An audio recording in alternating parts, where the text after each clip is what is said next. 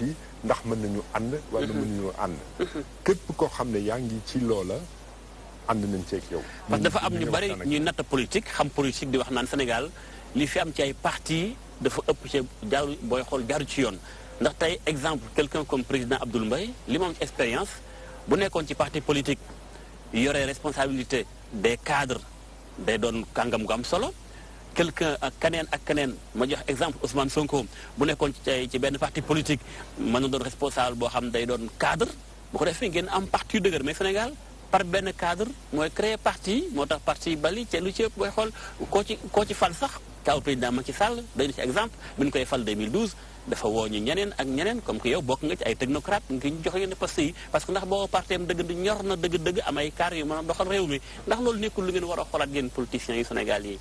gis nga démocratie moo mel noonu. démocratie aussi tu la démocratie moo mel noonu. am na loo xam ne dund nañ ko ci Sénégal mooy les partis limités jóge nañ fa indi ubbi mbir mi.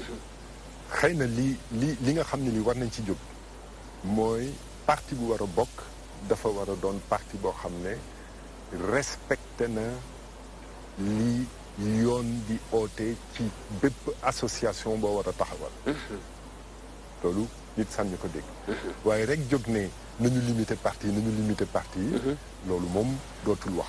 dootul wax mais tamit beneen instant day amee conséquence yi mooy Abdoul Mbaye loolu di benn day fël samp ndëndam fenn Sénégal du ko sax xam. loolu di benn kenn waru jàpp ne itam même bu fekkee ne yaa ngi ak parti bu am maanaa yow kenn yaa war a toog li am solo mooy bu fekkee ne njëriñu Sénégal nga jiital ministère bu taxaw nga war a seet kan moo gën ci ministère direction bu ñëw ca administration bi kan moo gën mën a doxal ci bu jëm ci mën a doxal waaye doo aaki moo lépp c'est pas possible kon ubbeeku boobu ootee outil ji ñoo xam ne mën nañu doxal li nga xam ne lii Sénégal soxla na ko loolu tam kenn waru ko tëj voilà xam naa moom suñu waxtaan du xaj ci benn émission dañ lay jox rendez-vous ci beneen émission encore at li fekk xëy na campagne bi di jeex jëm ci parrainage bi laata ñuy àgg tam ci campagne présidentielle yi ñu mën la waxtaanat ak yow beneen vraiment gërëm na la bu baax a baax am diisoo gërëm na la bu baax a baax équipe bi macha allah ak liggéey bi looy tàggatoo ñu tëj émission bi président Abdoul Mbaye waaw xanaa sant la gërëm la itam ci invitation bi di nuyuwaat téléspectateur émission bi di rafetlu nag lii nga xam ne yéen a ngi koy liggéey. merci beaucoup ndax war a toog ak candidat bu nekk waxtaan ak moom. ku ne ci ñoom mën a wax li ko indi ci politique. ni muy gisee politique. ni muy doxalee politique. ak itam li nga xam ne ni duggal na ko ci programme am jàpp muy priorité. loolu am solo lool. merci beaucoup te mën nañu jàpp ne wàll la itam. ci doxal démocratie. merci beaucoup merci président Abdoul Mbaye incha allah kon mi ngi noonu beneen émission diisoo beneen gan ci beneen sujet waaye ni ko waxee incha allah bëgg nañ di ànd ak candidat yi nga xam ñoo samp seen dënd jëm 2019 ku ci ne ni ko président waxee ñu xam sa programme xam loo mébét pour Sénégal ngir Sénégal mën a am li ëpp ci ay information ci yow kon incha allah beneen émission beneen gan beneen sujet ñu wéy di ànd ak suñuy programme ci DTV merci beaucoup président gërëm naa la bu baax a baax merci beaucoup merci beaucoup merci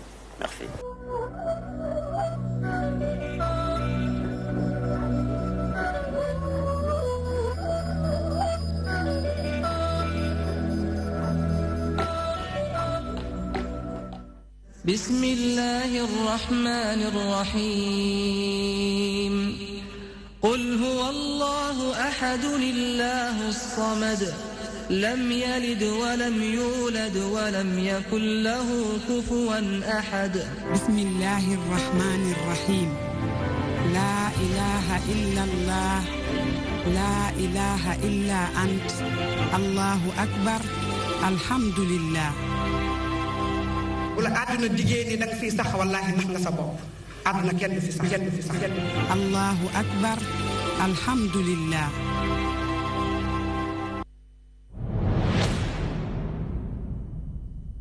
Pikini Production DTV ñoo lëkkaloo ngir andi leen film bu bees bu tudd bés film la bu ñu leen di présenté ngir bégal leen yee leen jàng ak jàngale tamit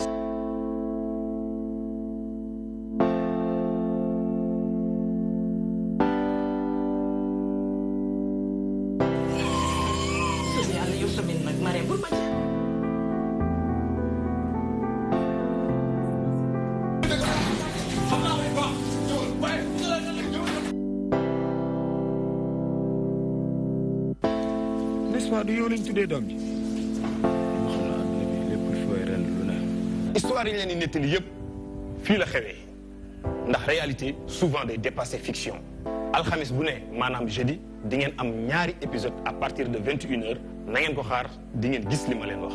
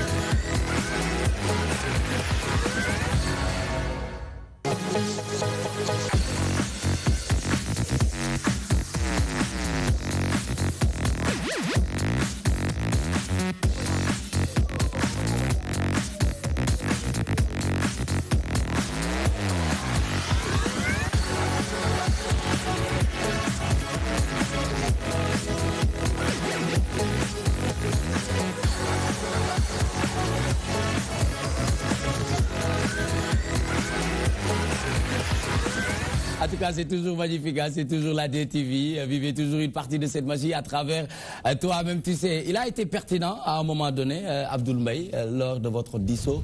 Tout à l'heure, nous connaissons dans l'église, Modou Baké. Machallah. Hein? Machallah. Posage bi. Oui, moi, je suis sax ndax émission bi météo na ci moom guddi woon na mu bàyyi itam ñëw. Moo def politique. waaye moo def politique. politique dafa am ay loi am ay règlement. waaye il faut nga wax askan wi aussi def la communication, c'est important. Tout à fait. waxtaan na lu bari ci réew mi ah. waxtaan na lu bari ci réew mi. mais noo ko gisee en tant qu'ancien premier ministre bu bëgg jël réew mi te mosu te nekkul maire ci goxam législative yi ñu génn gis nga duma yu metti yi ñu ko fa duma parce que même ci centre bi nga xamante ne moom la voté sax jot ci am la. waaw mais nee na ma loo gis day màgg. dafa créer parti. D'accord. Quelques mois après. mu dugg élection législative.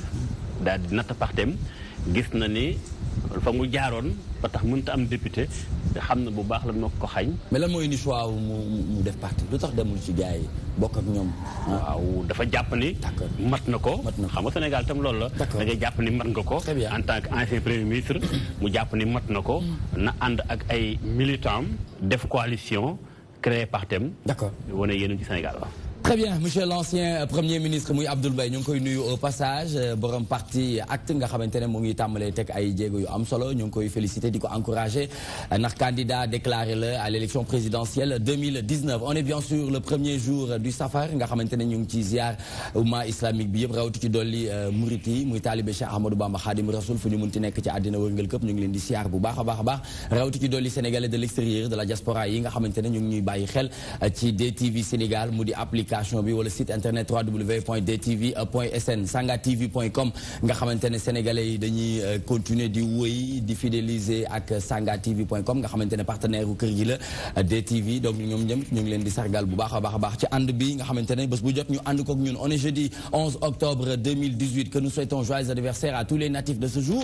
Santé, bonheur, prospérité, succès et beaucoup d'argent. C'est comme tous les jeudis ñu ànd ak Pune Fashion Madame Ba Poulo muy ambassadrice de bonne volonté di koo xamante ne mu ngi yëngu lu am solo ci wàllum handicap chronique si la ñu bokk tey ñi ci bokk muy ñi nga xamante ne mooy jëm ci wàllum albinisme mooy ñoom ci seen wàllu bopp moom ci boppam sax tey boppam lay waxtaanal muy albinisme. Comment détecter le cancer de la peau, comment bien sûr se protéger contre les rayons ultraviolets loolu la Maam Jaara war a waxtaan. Pune Fashion nuyu naa la. xëy naa la na nga def. maa ngi nii. yaa ngi am jàmm. maa ngi sant bu baax bi mooy ban bi mooy xanaa bi mooy fël. bi mooy yóbbaale. bi mooy yóbbaale. yóbbaale koy yóbbaale noonu. monsieur Ba. ak kan xanaa di ma yóbbu man. xanaa di nga yóbbu sa xarit. xam nga yow sama xarit nga. waaw. damay yóbbu monsieur Ba yóbbu spécial. parce que ma yóbbu la yóbbu xarit. comprendre de. émission bi jeex na. Nicolas demago. demago ko. di nga dem non da ngay dem. ok du ma dem. xarit da ngay dem. nga ne ko yóbbu spécial. bu spécial. yóbbu xarit. nga yóbbu xarit.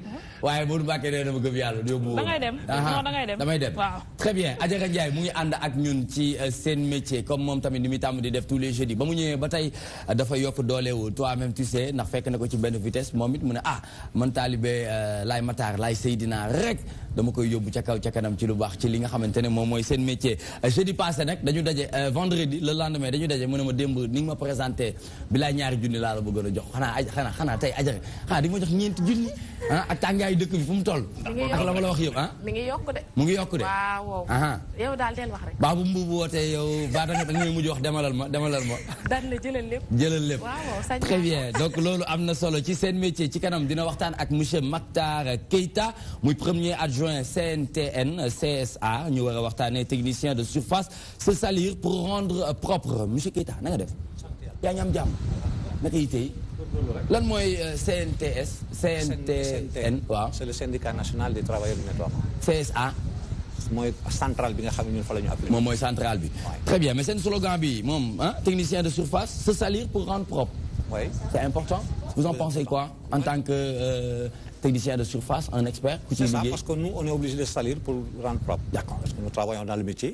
et depuis plus de 20 ans. tout à fait alors te mënuloo liggéey ci mbari te taxoo ca. d'accord nga takk ci d'abord pour mu set. pour nga takk moo tax suñu slogan mooy se salir. waaw ñeme ko. ñeme buuji bi dindi fili la saleté. pour mu set. d'accord c'est ça. noo def ak Madani. maay premier adjoint.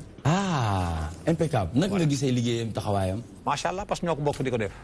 depuis 20 ans ñu ngi ci métier mi. d'accord bëgg ko xëy na li ñuy wax. mais lan moo la dugal ci métier bi. waaw xam nga bi ñu tasee SIAS. Sénégal dafa soxla woon SIAS. yow SIAS fu mu la fekk. en 90 90 SIAS day géej la war a fekk. 90 la. 90 waaw. waaw boobu dañoo jàpp ne. bu ñu bàyyee dëkk bi nii du baax.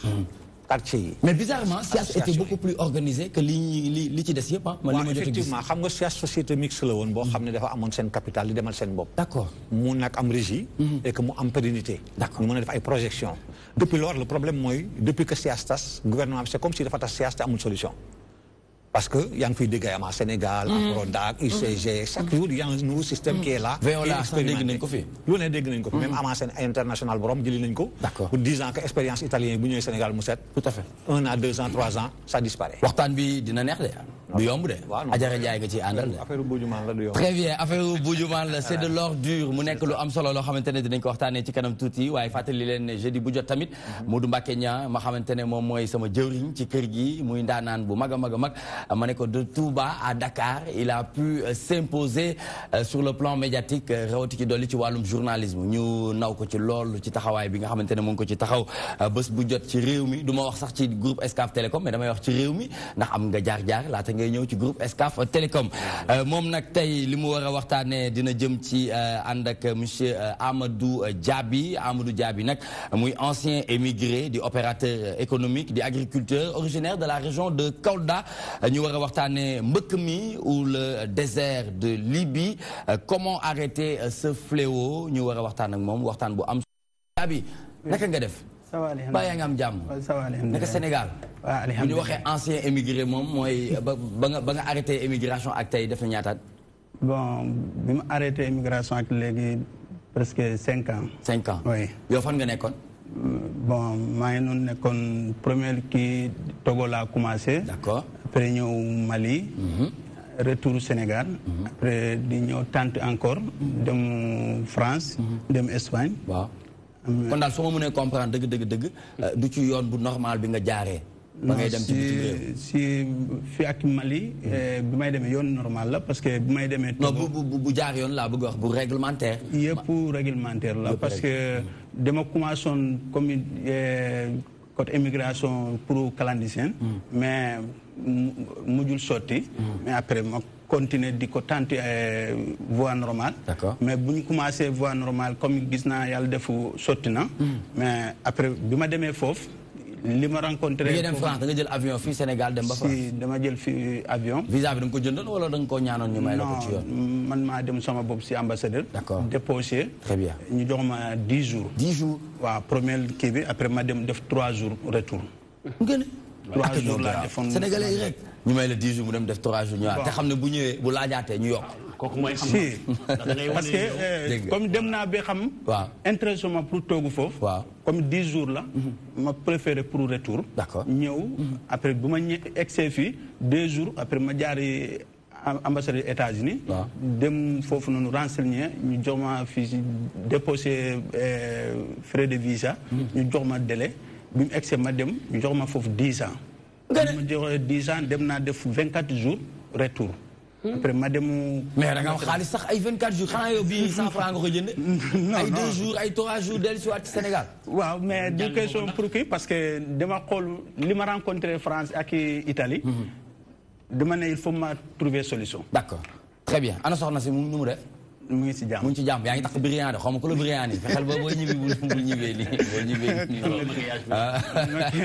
mun bàyyi doo bàyyi mun bàyyi man wax maa yow jëri waaw ba man gan yi laay waxtaan dégg ma mais yow mais doo ko bàyyi moom mu wax ma fan la mu wax ma fu mu taxee lu tax yow nga bëgg ko bëgguma sa waay ñibbi Kolda gars yi naa ñu naan ko noo toog ci buntu yi ba ñëw il faut trouver ko très bien dinañ ci ñëw ci kanam tuuti monsieur Amadou Diaby muy ancien émigré nekk léegi opérateur économique agriculteur originaire bien sûr de la région de Kolda dinañu ànd ak aussi waa événement 2 nag muy remise des fournitures scolaires par le cercle des anciens du CM Serigne Cheikh Anta Mbacké ex-Canada ce samedi à partir de 13h le samedi 13 du moins mooy jour Bercy bi à 10h foofu lañ ko war a defee fii nga xamante ne moom mooy si CM bi nga xamante ne mooy ex-Canada Alioune Badara Goré Sow membre du cercle na nga def yaa ngi am jàmm scientifique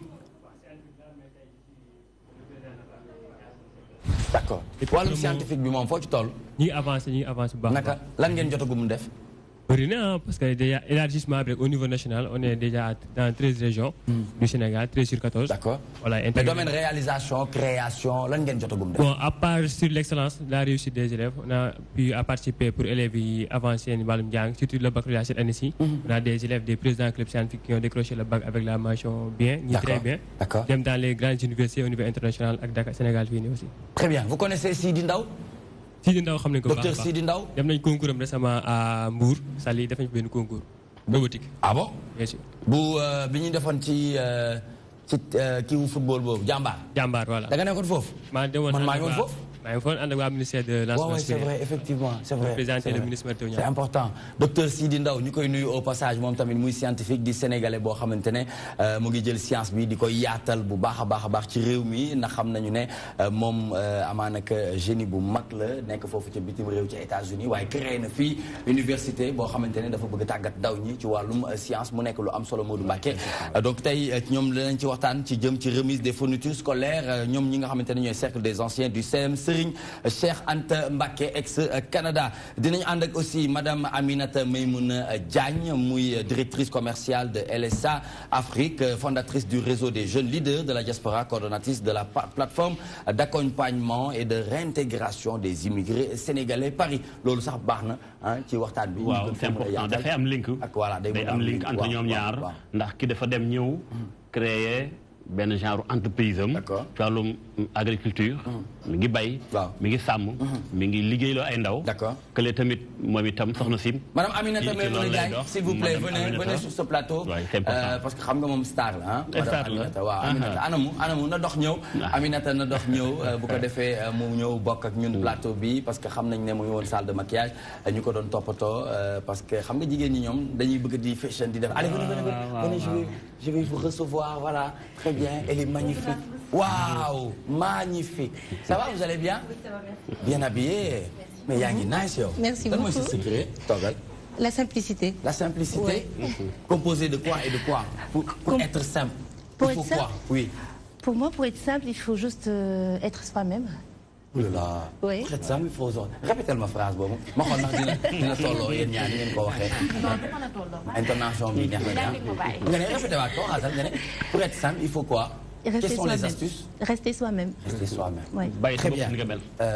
Moon Mbacke. da koy firi ci wolof tamit. Moon Mbacke damay tënk ci wolof. Moon Mbacke am na sama benn bàjjen. waxuma bàjjen bu nekk Touba boo demee xamul li muy wax. wallaay il faut may waaye xam nga la moo ko ci neex xale bi daal li muy wax neex na loolu daal lay wax bàjjen. wax neex na. moo tax faaw ñu tënkil ko ñu koy dégg. Très bien, Madame Aminata Maïmouna Diagne, directrice commerciale de LSA Afrique, fondatrice du réseau des jeunes leaders de la diaspora, coordonnatrice de la plateforme d'accompagnement et de réintégration des immigrés sénégalais à Paris. Ça a été monté depuis quand cette plateforme? Alors, je commencerai à dire bonjour à tous. émission bi commencé guddi dama ne yow ñuy waxtaan. ñuy waxtaan. waaw bàyyi ma dalal ma nuyu ñu ma fekk. yow gars yi dalal nañ la moo tax ma jëli la. Voilà, donc la Paris, tout simplement, le lancement officiel est prévu pour le 20 octobre. C'est dégg naa wolof kay. non bul ma intimider waaye bàyyi ma rek. waaye woo faale nii dafay xuuxal. dafay xuuxal. mais grave loolu la mel deful dara def dara. Donc lancement bi c'est prévu pour le 20 octobre à l'amphithéâtre du musée de la civilisation noire. Très bien. Donc c'est une plateforme effectivement d'accompagnement et de réintégration des immigrés sénégalais. Voilà. Très bien. Vous connaissez Madame Ndeye Nar Thiam? Ndeye Nar Thiam. Oui. Non. Vous connaissez pas? Non, pas du tout. D'accord. Vous avez même xeex. Ah bon? loolu moo tax elle est sénégalaise, elle est là au Mamel.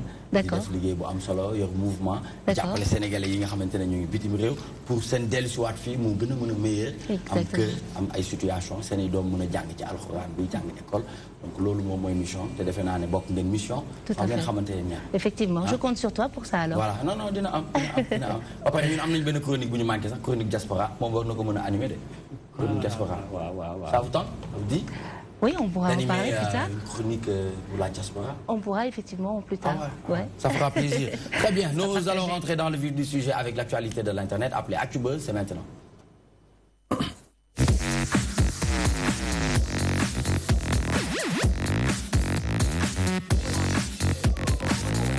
Insécurité, les populations de l'arrondissement des Niayes, Thiaroye Yeumbeul, Malika, Keur Massar expriment leur désarroi et en appellent aux autorités pour des mesures hardies et adaptées aux nouvelles menaces sécuritaires dans cette nouvelle zone la plus peuplée des départements du Sénégal. Muy wàllum sécurité, recrudescence des meurtres et crimes au Sénégal, Ismaïla Madior Fall en tant que ministre de la Justice de garde des Sceaux contre la peine de mort. Les populations traumatisées par les crimes de plus en plus ignoble demande l'application de la peine de mort au Sénégal, ce que rejette catégoriquement le ministre de la Justice Ismaïla Madior Fall. Commentaire Modou Mbacké Niang. D'abord jaale ñi ñàkk seen ay mbokk tàmbalee ko ci le douanier Cheikhou Sakho lu ko rey am dafa xaru enquête baa ngi wéyeen leeragul waaye ñu ngi jaale mbokk yi ak ñi ko xamoon ñëpp delluwaat tam di jaale waa Pastef waa Kër Massar ki nga xam tam moo faatu di Mariama Sagna moomu. li nga wax ci wàllum sécurité c'est important Sénégal dafa war a bàyyi xel boppam fi ñu toll nii ndax mun ñu def tout le temps rek les mêmes questions mooy posé wu waat comment faire pour trouver solution ci insécurité bi am ci biir Sénégal dafa mel ni ba léegi amagun réponse bi mu ñëpp di xaar ci mooy mën a trouver solution depuis booy xool yàgg na chaque année ñaata cas la ñuy seetlu agression mu jur ay bakkan yu faatu li gën a metti mooy ñu dem ba naan la dafa am viol bu am ak ñoom seen mu ñaaw lool jot na état bu Sénégal def les moyens maa ngi koy wax tout le temps ay autoroute à péage baax na ay train express baax na mais bala ngaa tal yi ci train daa fekk nga am kaaraange bala ngaa tal liggéey émergence daa fekk nga am sécurité d'abord la sécurité d'abord imagine tey Kër Massar li mu toll buñ la waxee ñu la fa ne ci commissariat gendarmerie ak population li mu toll dafa tuuti kon c'est important état bi bàyyi xel loolu jox moyen yi ci war ñuy mën def seen liggéey ni mu waree waaye tamit ñuy gën a bàyyi xel yenn façon peine yi ndax bari na ñooñ ñi ngi dem prison léeg nga dégg ñu ne grâce am na du ma ni peut-être grâce bi dañ cee dugal ñi ci war a bokk waaye ñiy génn defaat njombe demaat prison génnaat defaat njombe bari na li ci mujj bari ko dem mooy li am Grand Dakar dong benn waay fekk kuy liggéey ci restaurant mu xeex ak moom jëm ko paaka mu ñàkk bakkanam ñi ko xam ne ñu def na prison ba génnaat kon dañu war a bàyyi xel bu baax ñi def yenn crimes yi dem prison suñu gënaat ñu koy xool bu baax. mais tamit fexe ba kaaraange am ci askan wi. très bien ñu ngi wax bu baax lu jëm ci li nga xamante ne moom mooy peine de mort ma tàmbale ko ak madame Aminata Maimouna Diagne lan nga ci xalaat. Quelle doit être la solution? Parce qu'on a vu ce phénomène, ce fléau, même au niveau international. États-Unis, Espagne, Italie, France, Maroc même, dañ ci fekk insécurité bu mel ni chaque jour wala chaque semaine nga dégg ne am na benn Sénégalais bu ñu faat te mu nekk ci ay anam yu yomb yu oyof ah est-ce que réew mi la Sénégal la wala c'est un fléau international boo xamante ne pratiquement tous les pays dañuy vivre la même chose. Alors, c'est un fléau international, en toute transparence, parce que violence, c'est quelque chose qui n'est pas, que vais-je vous dire, qui ne doit pas avoir sa place dans la société. La violence ne doit pas avoir sa place dans la société. Puis Sénégal, nous avons une réalité, nous savons comme il l'a si bien dit Modou Mbacké, Sénégal xamuñu loolu fekk nit mu toog di daan dooleem nga jël ko rey ko wala jël sa wujju sotti ko acide. Cette violence une méchanceté gratuite, au fait, ça n'a jamais existé d'antan au Sénégal. C'est quoi? Pourquoi wujju nga jékki-jékki topp fii rek dem ba ci wujju? Oui, parce que récemment, en fait, j'ai lu un article sur Internet qui a eu une femme qui a versé de l'acide à sa co-épouse. Pour moi, tout ce qui est méchanceté gratuite, hypocrisie gratuite, tout ça, on doit s'en défaire. Raison pour laquelle, tout simplement, et je dis tous les jours que le changement, c'est un état d'esprit. D'accord. Voilà. Très bien, c'est important. Maintenant, Mame Diarra, lan nga jàpp ne que ne loolu mooy expliquer violence bi fii ci mim réew Sénégal. Voilà Nicolas, man ni ma ko jàppee rek mooy déjà arme blanche ni ñu koy amee Nicolas paaka tey soo duggee si boutique bi boo joxee 100 francs ñu jox la paaka. te paaka yooyu ñoo gën a garaaw ñoo gën a ñaw gën a sew. te xam nga loolu ci réew bu doy ni Sénégal ni ñuy amee paaka yi dafa yomb ni ñuy amee jaasi dafa yomb ah te ñun. surtout sax bu nekkee ay tabaski jege si nag gis dañuy taxaw sax ci embouteillage yi. gis nga di ko jaay facilement. te paaka mun na andi jéye bu nekk. absolument jaasi mun na andi jéye bu nekk. te ñun mënuñu défendre suñu bopp parce que ñun yow doo am port d'arme autorisation port d'arme tey bu la nit attaqué woon tey doo mën a défendre sa bopp après buñ la rayee yow nga dee.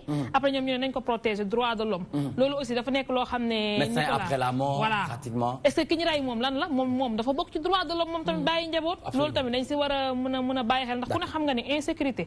yorul réew de. très bien insécurité yorul réew. nañu xoolaat nu ñuy amaatee arme yi. ñu xool aussi naka lañ mën a def ba kenn du ñëw sa biir kër di la protéger. mais naka lañ mën a def ba ku ne mën a défendre sa bopp. parce que dañoo toll foo xam dañoo war a mën a défendre suñu bopp. ndax sàcc bu duggee sa kër nooy défendre sa bopp bu ñu nekkee ñaar wala ñett wala 6 gis nañ ko sàcc boo xam ne ay sàcc yoo xam ne 7 personnes yor ay arme ay paaka ay jaas dugg si kër yow. boo déggee baax li ngay wax mooy xamuñu ku tooñal bi lañ xam. waaw kay xamuñu ku tooñal bi lañ xam. très bien xam nga loolu aussi dafa nekk lu doy waar. très bien Mame Diarra merci beaucoup est-ce que c'est la bonne solution c'est-à-dire mettre en place la peine de mort ni ko Sénégalais yi di décrire di wax ne ouais il faut ñu def ko ba ministre bi di wax ne. pour moi c'est la meilleure. pour moi. ah bon. la solution même bu fekkee du régler définitivement le problème. soo defee statistiques yi c'est sûr que avant ñuy dindi peine de mort y avait pas cette histoire là chaque jour ñu rey amoon na ñuy rey mais dafa yokk ca bañ dindee peine de mort bi parce que nag comme ni ko Abdou waxee léegi su fekkee wóor na la boo demee boo reyee tamit boo duggee léegi da ngay génnaat. xam nga peine de mort bu ñu ko defoon. tamit loolu tamit ñu ngi koy wax tamit loolu yomb na de li ñuy wax tamit yomb na de ba tey gisaguñu ku rey tey toog 3 mois ñu génn wala 1 an mu génn. mais am na c'est que mënoo koo laal nii mënoo wax nii tudd tur mais am na lu leer lañ wax nii dañ lay wax ne la parfois pourquoi li ñuy di régler seen bopp seen problème léegi di parfois nga rey nit ñu di la bëgg rey ñoom di venger wu parce que dañ naan su demee police dañ koy bàyyi. su demee prison dañ koy bàyyi. d'accord mais bu fekkoon wóor na ne peine de mort am na kon li Abdou di wax léegi suñuy gracier kooku bokk ci peine de mort la am. d'accord su la wóoree ne yow soto reyee am na nu muy demee durant toute ta vie tu seras incarcéré di nga xalaat balaa ngaa jam. mais puisque da ngay rey puisque da ngay génnaat. mais kon nañ ko teg mais les bailleurs de fonds. vous êtes pour ça. oui je suis peine pour de ça mort. oui. très bien Adjara Ndiaye. oui allez-y. la majeure partie des Sénégalais bu ñu defoon sondage tey. ils vous diront nañu indi peine de mort. bu ñu defoon micro-trottoir majorité bi mooy gagné ci loolu. peine de mort la ñuy demandé. d'accord très bien merci beaucoup monsieur Keita Adjara lan moo koy expliquer ndóol la stress la parce que ana man ana yow rek ma jam la ci loo xamante ne kenn du xam réellement ci lan la sukkandiku. ana yow ana man Nicolas ma jam la damay am benn rek lu yàggul dara loo xamante ni parce que sànq yaa ngi naan ndax c'est international wala sénégalais yi ñoo jukkoo noonu ñoo xamante ni ce sont des jeunes 2 jeunes ñu bokk benn papa ñu nekk Espagne kenn ki xuloog moroomam rek kenn ki jóge fële dem jëndi paaka bu bees tàq ñëw jam ko ci put ba kooku noonu ba léegi il est en coma man li ma jaaxal question bi ma doon posé dama doon wax naan est-ce que sénégalais yi dañ leen a changé parce que bu njëkk sénégalais dafa am loo xamante ni da ko doon sóoraale lu bëri danaan kii sama moroomu jullit da kii sama moroomu nit am na yenn yo voilà yërmande bi compréhension bi mais léegi sénégalais yi dafa mel dañu am fit xaw ma ni monde bi est-ce que man dama jàpp ni est-ce que du ni monde bi changé léegi les gens ont accès à l'internet ñu gis ni yeneen i nit ñu ngi def yenn yi ci di am sañ-sañu di def yenn yi ñu jàpp ni tamit ñoom mën nañ ko def nii sans rien te da ngay gis ni ay ndaw ñoo koy def et aussi peine de mort bi tamit nañ ko xool très bien Modou Mbacké may ma tuuti rek ma am lu ma laaj sama ancien immigré bi bu nekkee mën nañ ko tuddee noonu Amady Diaby gis nga li nga xamante ne moo xew mu nekk phénomène boo xamante kenn mënu ko expliquer kenn du xam lan moo ko waral barki dee moo njaay ca Espagne ñoo ngi wax ne waa ji dafa rendi xatiit yaa ma ko doon wax soxnaam ci kanamu ay doomam jaaree fa daw ñu ngi wax tamit ne Italie démb am na kenn koo xamante ne arrêté nañ ko parce que am na ko mu faatoon lan nga jàpp ne moom mooy sabab lii yëpp nii tey bon lii daal man instant bi ci loolu dafa ëpp sama xam-xam parce que adduna bi monde rural yëpp noonu la parce que ñun mun naa ne sax fii jàmm bu amee fii amul yeneen pays par exemple boo jëlee comme Togo Cotonou ay kii lii am foofu noonu xaajuñ ko commencé fii mais l'essentiel fii daal état bi na jël seen responsabilité man loolu rek la am peine de mort man loolu ànd naa ak ñoom ah bon si ci nga d'accord ku rey nit jaru sans juger fi nga rey nit fi ñu la jàpp non bu amee rek da ngay gis loolu day éliminer cas yooyu tant que loolu amul fii lii day continuer mais ku rendi nit ñu rendi la d'accord man loolu laa d'accord yow noonu nga ko gisee waaw très bien dafa mel ni sànq ci wàllum ndóol bi wala stress bi bëggoon nga ci am loo ci sànni mais moom mu ngi waxu peine de mort ne jàpp na ne c'est la meilleure solution amagum nañ fi ñaari ñoo xamante ne ñoom d'accord nañ ko baa ci nga bokk wala non je suis pas bokkoo ci d'accord très bien Adjara yow ci nga bokk wala bokkoo ci c'est relatif Mame Diarra loo ci xalaat yow ci nga bokk waaw d'accord les scientifiques jëlal micro bi s'il vous plaît nga wax ma ndax ci nga bokkam déet je suis pas d'accord vous n'êtes pas d'accord dinañ ci ñëw léegi nga wax ma lu tax vous n'êtes pas d'accord Modou Mbacké waaw Nicolas dafa am point bu am solo boo xam te ne bii dégg naa depuis des années ñuy waxakum peine de mort Sénégal xam nga peine de mort amoon na fi ci temps président Wade la indi loi bu koy abolir ñaata pays ñoo ne ci àdduna bi am peine de mort bi mu mujjee gëstu rek rapport bi Amnesty International génne maa ngi ko tim ni 2016 2007 2017 1030 personnes la ñu exécuté dans le monde ci 27 pays am peine de mort 1032 personnes 1032 personnes la ñu exécuté ci peine de mort ci 27 pays dans le monde yi am peine de mort Irak bokk na ci Chine bokk na ci même États-Unis waaw bu ñu jëlee États-Unis bu nga gën a dégg fusillade waaw am nañ peine de mort est-ce que tey tax na am sécurité kon dañu war a xool est-ce que peine de mort mooy indi sécurité non bu ñëwee ci lu gàtt Sénégal li mu war a def mooy am na fi ay lois application des lois da nga jàpp ne applicabilité bi dafa des ba tey suñu justice moo am problème comment waaw tey bu ne woon Sénégal dafa am peine de mort est-ce que doon rey nit ci erreur maanaam dañoo war a fexe ba suñu justice bi dëgër ba noppi taxaw ba noppi bu dëgëroon rek yenn crimes yi am yëpp dañ koy indi justice bu dëgër mooy fan nga su ko sukkandiku ni di wax justice bu dëgër ci wàllu voilà justement tey da ngay gis maa ngi koy wax sànga am na sax loo ci xaw a am doute c'est normal ñu ni dañuy jàpp nit yóbbu ko rëbës wala fenn mu génnaat defaat lu mel lam defaatoon delluwaat ci jeel bi est-ce que kooku ba mu duggee foofu li war ci moom ndax def nañu ko bi ñu ko àttee ndax li waroon ci moom dëgg ci enquête ndax amoon na ci moom am na ci ñooñ wéruñu dañuy jëfandikoo drogue ndax waruñoo xool drogue ci boppam tey nun koy mën a sécuriser ba dugg bi gën a wàññi ci biir réew mi mais li fi dugg boo duggee ci yenn gox da ngay xam ne ñax mu bon mi ngi fi dugg bu baax a baax a baax ñu ci bari def yenn njombe yi dañuy jël loo xam ëpp na leen doole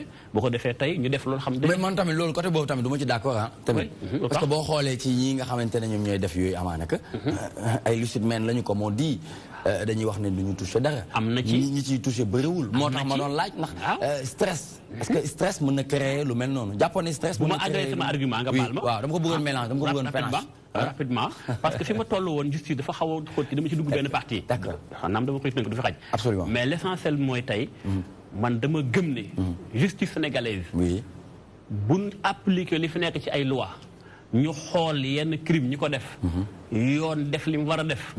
ba pare li encadre justice xam nga dafa am lu koy encadre justice mooy am takk der yi doy am commissariat yi doy am enquêteur yi doy am matériel bu doy fi da ngay génn grand gi ma dëkk rek ñu baal ma damaa dëkk ak ay gendarmerie ak ay nangam mais des fois ramas day am mais xam nañ fi gars yi nekk duñu fa dem mais dañuy génn ci mbedd mi jàpp la yóbbu fekk na xam nañ les trucs laa fa nekk xam nañ ko. mais est-ce que jàppoon ne que ne descente bu nekk am na lu ko lal. am na lu ko lal c'est-à-dire xam ne ñii ñuy fii est-ce que du dañ leen di bàyyi rek noonu en filage pour xool affaire bi gën a organisé wu pour ñu teggi leen. léeg-léeg tamit stratégie lay doon. xam naa fi ngay waxee. d'accord tu joues bien ton rôle. mais l'essentiel mooy ñi may wax ni xam nañ bu baax ni. da ngay gis ay kalaj ji. d'accord ba ko fa dem ci beneen mbir. très bien ba pare aussi ñi ni arrêté. na ñuy xool cible bu baax dem topp leen jusqu'au fond. fu mën di neex gars yi rokk leen génn leen. très bien te leen ay daan yu métti. d'accord Alioune Badara en tant que scientifique aujourd'hui est-ce que liggéey bi dëgg warul woon sukkandiku ci xam lan mooy sabab yooyu. effectivement. yëkkatil micro bi. laa bëggoon commencer parce que bu ñu dalee si peine mort rek day am problème du ñu xam base bi. parce que base bi problème d'éducation problème de valeur la.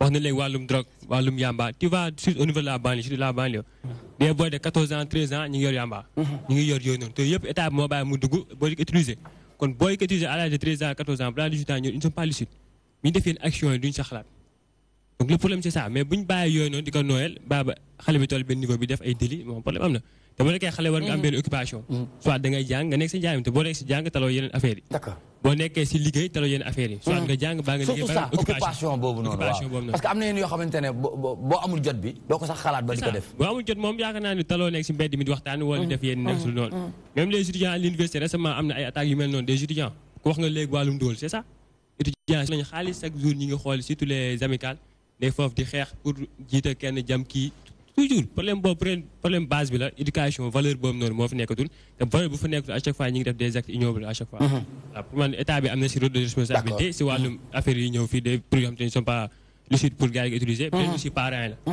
parce que yor sa doom yaroo ko nga bàyyi à chaque fois mi ngi si mbedd mi loolu aussi. mais am na loo xamante ne man dama jàpp ne responsabilité ñun suñu wàllu bopp la parce que on manque d'organisation à un moment donné da ngay gis koo xamante ne Modou Mbacké day liggéey du lundi au dimanche amulul benn boppam.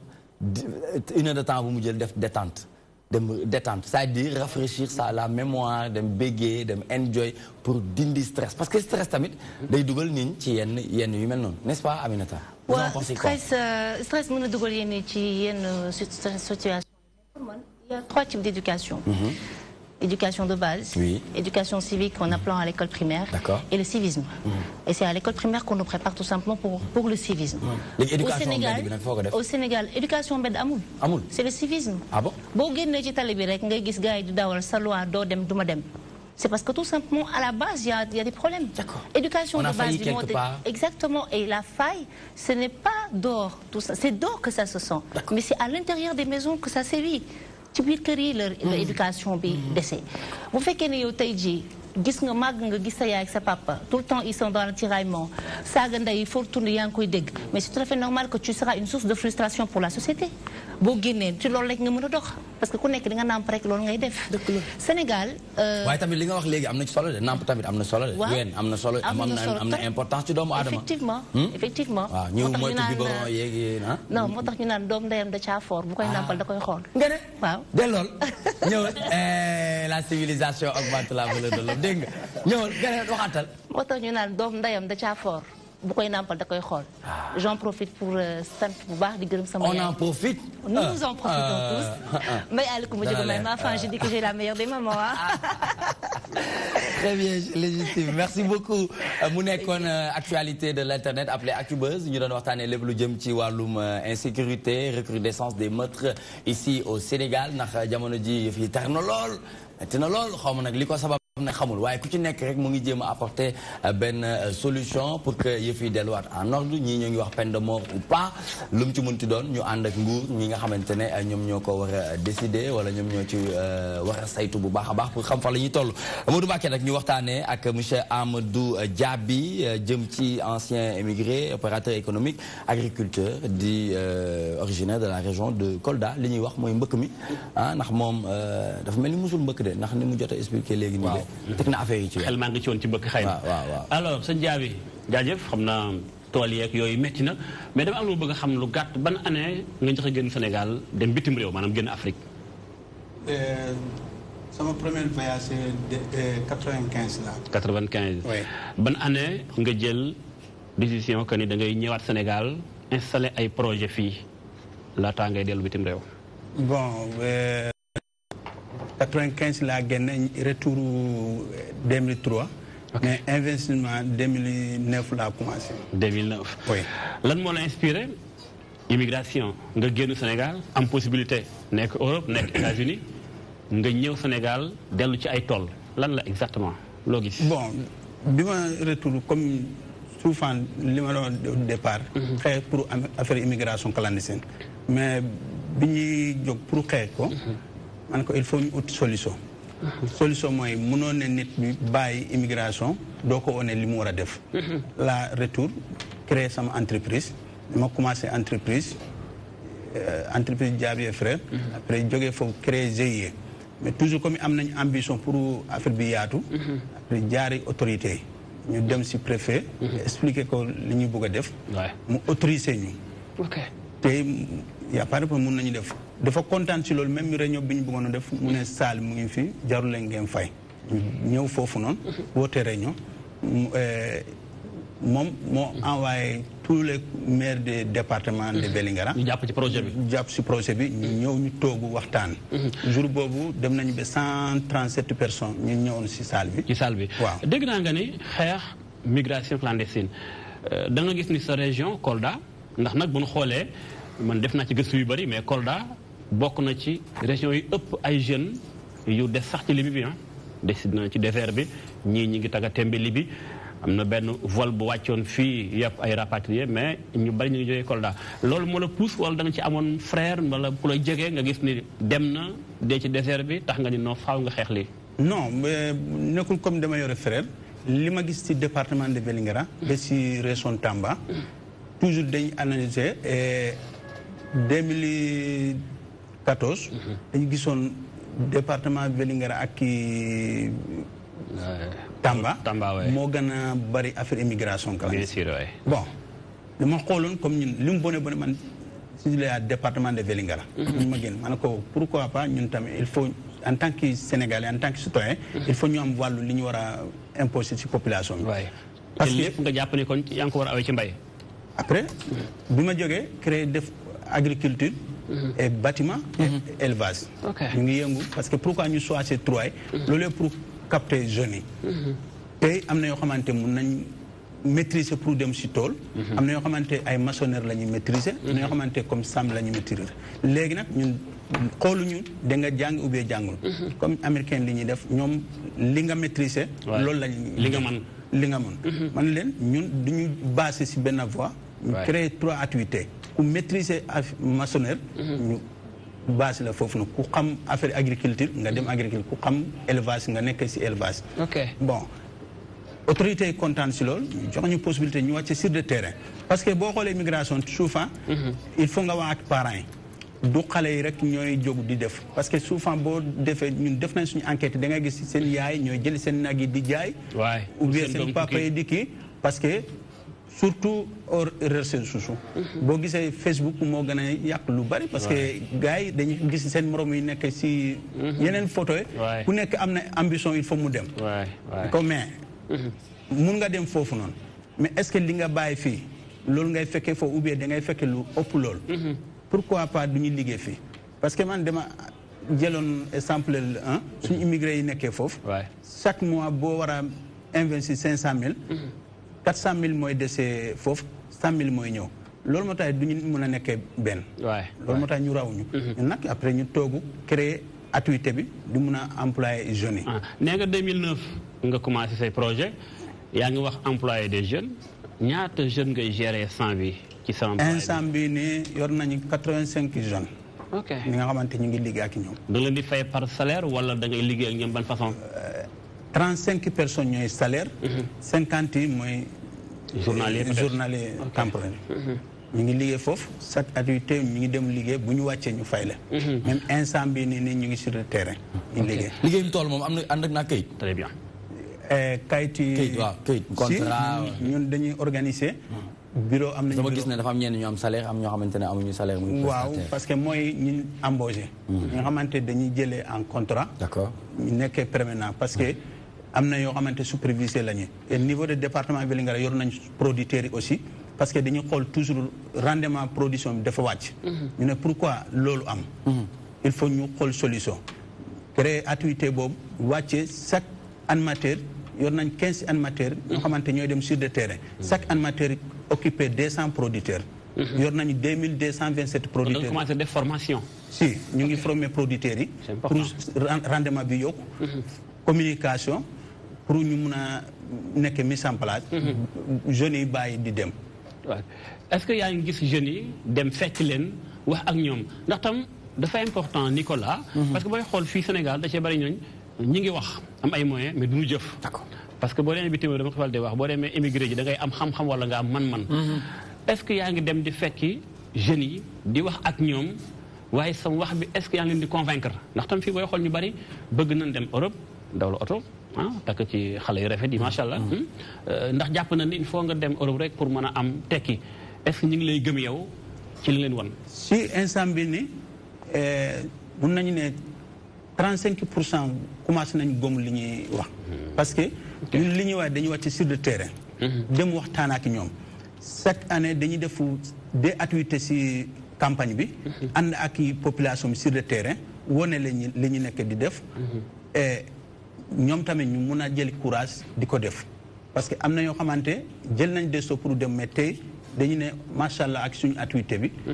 toogu nañ mais ñu ngi si seen njabootu bi. di liggéey di am. dara waaw ku wax mbay wax jëmtukaay matériel agricole jamono bi gis nañ baykat yu bari ñu ngi découragé ñu ngi xaddi jóge ci tool yi ñëw réewu taax ndax amatuñu jëmtukaay buñ bayee duñ ko mën a jaay côté boobu yow lan ngay bay ku wax tool da nga wax xëy na gerte. genre yooyu Vélingara aussi mën nga faa bay yu bëri loolu bay foofu ñu ngi bay maïs ak ceeb ak gerte ak ñebbe waaw li ngay bay yaa ngi koy mën a jaay ci ban anam nga koy jaayee sur le terrain wala da ngay génn non dañuy jaay une part sur le terrain consommateur dañuy jaay ay semenciers aussi comme am nañu partenaire comme SEDAP ñoom seen suñu partenaire la dañu jënd intrant si ñoom suñu production ñu jëndee def ko riz blanc di jaay mais ñun actuellement commencé nañu def suñu saak yi aussi mun a jaay suñu riz nga xamante parce que comme tey dañu même président loolu mooy ambition pour autosuffisance bi nan la ñu mun a defee pour ñu mun a xëy riz important bi dugg ci Sénégal pourquoi du ñu mun a liggéey Sénégal ñu mun a bénéficier suñu riz bi parce que am na important riz bi amul benn auto ci ay kii ni am nañu yaakaare suñu riz bi bu ñu ko mun a liggéey fii ni baax na ci population bi. waaw d'accord Adjara. juste rek benn question parce que lii nii muy def nii entreprise la. c'est une très grande entreprise pour affaire bi nag law wala nga ñu mën a am yeneen structure yu mel nii est-ce que am kilifa yi ñu ngi ciy dugal seen loxo yu baax a baax ndax tamit affaire yi mën a nekk tamit ci yeneen dëkk yi. bon instant bi nii kilifa yi commencé nañu dugal seen loxo.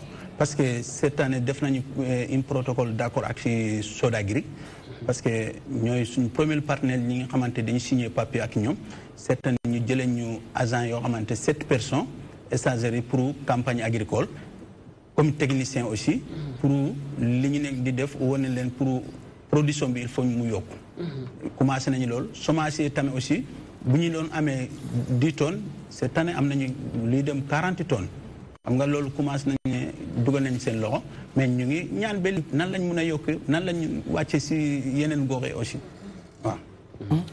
alors juste rek parce que tamit dañu seetlu ne xam nga fii nii mu nekk muy Vélingara Kayar dafa bëri ay jeunes en fait ñoom seen population bi ndaw yi ñoo fa ëpp ndaw ñi comme Sénégal gi yëpp daanaka rek merci mais tamit Kayar ni benn population jeune boo xamante ni lenn mooy seen revenu muy mais tamit ci biir géej googu foofu la ñuy jaare pour mën a dem ci mbëkk temps yële jëloon nañu benn groupe andi leen muy ay rapatrié temee ni même bu fekkee ne ñu ngi leen di andi sax dinañ delluwaat est-ce que boobu kese wala affaire mbay te xale yi am na ñoo xam ne dañ naan bëgguñu mbay def leen dañ naan dañuy gaaw a am xaalis daal est-ce que jàpp nga ni leneen pour mu doon beneen entreprise boo xamante ne xale yi dinañ ci mën a jàpp ba xalaat ni ci gaal gi di ci lor seen bopp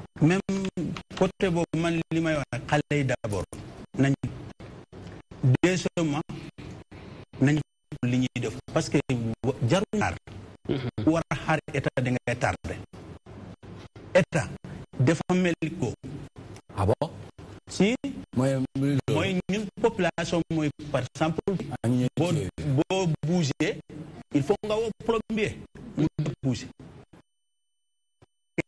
dimbale ñu mais boo ne da ngay xaar état lan moo def yow nga jot a tukki dem France dellu si waat dem États-Unis dellu si waat loolu daal may dem naa toog sama réew liggéey lan moo la motiver lan moo nekk léegi ambition bi yëpp pour dem man instant bu def même ambassade plus de 10 fois damay ñëw pour rendez-vous fanaane mais nag dama xam waxtu bi moo excès bu ñu excès dama dem ba fii foofu laa loolu laa fekkee foofu. d'accord pourquoi pas du ma ñëw di ko. parce que xanaa bi ngay dem foofu. yor naa métier mais métier boobu pourquoi du ma ko exploiter Sénégal. nga ne métier boobu est-ce que gënul am koppar bu gaaw que fii Sénégal. si am boobu ak toom bi may bàyyi foofu pourcentage bi. sama sago fi koy bàyyi. parce que fii am na ay mbokk am na ay population yoo xamante tey war naa ñu lekkee foofu noonu am na yoo xamante dañu may woo pour def li mais du ma ko def mais tey bu ma nekkee fii investir fii nii moo gën ma dem investir dëkk jàmbur très bien mun Diagne dégg nga li nga xamante ne wax na ko ba tey ñu des ci wàllum immigration ko yitte lool ndax bu defee ci rédaction 20 ans 17 ans yëpp ci wàllum diaspora aujourd'hui lan nga jàpp nekk ne moo war a nekk la stratégie pour que ces jeunes-là d'après vous. Alors pour moi la stratégie c'est tout simplement le patriotisme. On aime son pays. Peu importe. non ba ñu seen dëkk dañu ñoom kañ tedd lañ bëgg. moo gën a neex nga judd ci dëkk bi màgg ci dëkk bi tekki ci dëkk bi. ko sañoon am lool. ak lu ñu mënti wax tamit boo demee dëkku jàmbur boo ñëwee boo ñu mën a def tout simplement pour être utile à ta propre société. Je suis désolée français quand on passage. Voilà. Les parce que moi les me permettre d'établir ces projets. D'accord. Alan, moi les me permettre, c'est pas forcé tout le temps que tu dois avoir quelque chose sous la main. Ça aussi, plateforme d'accompagnement, de réintégration des immigrés sénégalais, ça parle de ça. Mais avant de féliciter cette initiative bien faite. Voilà.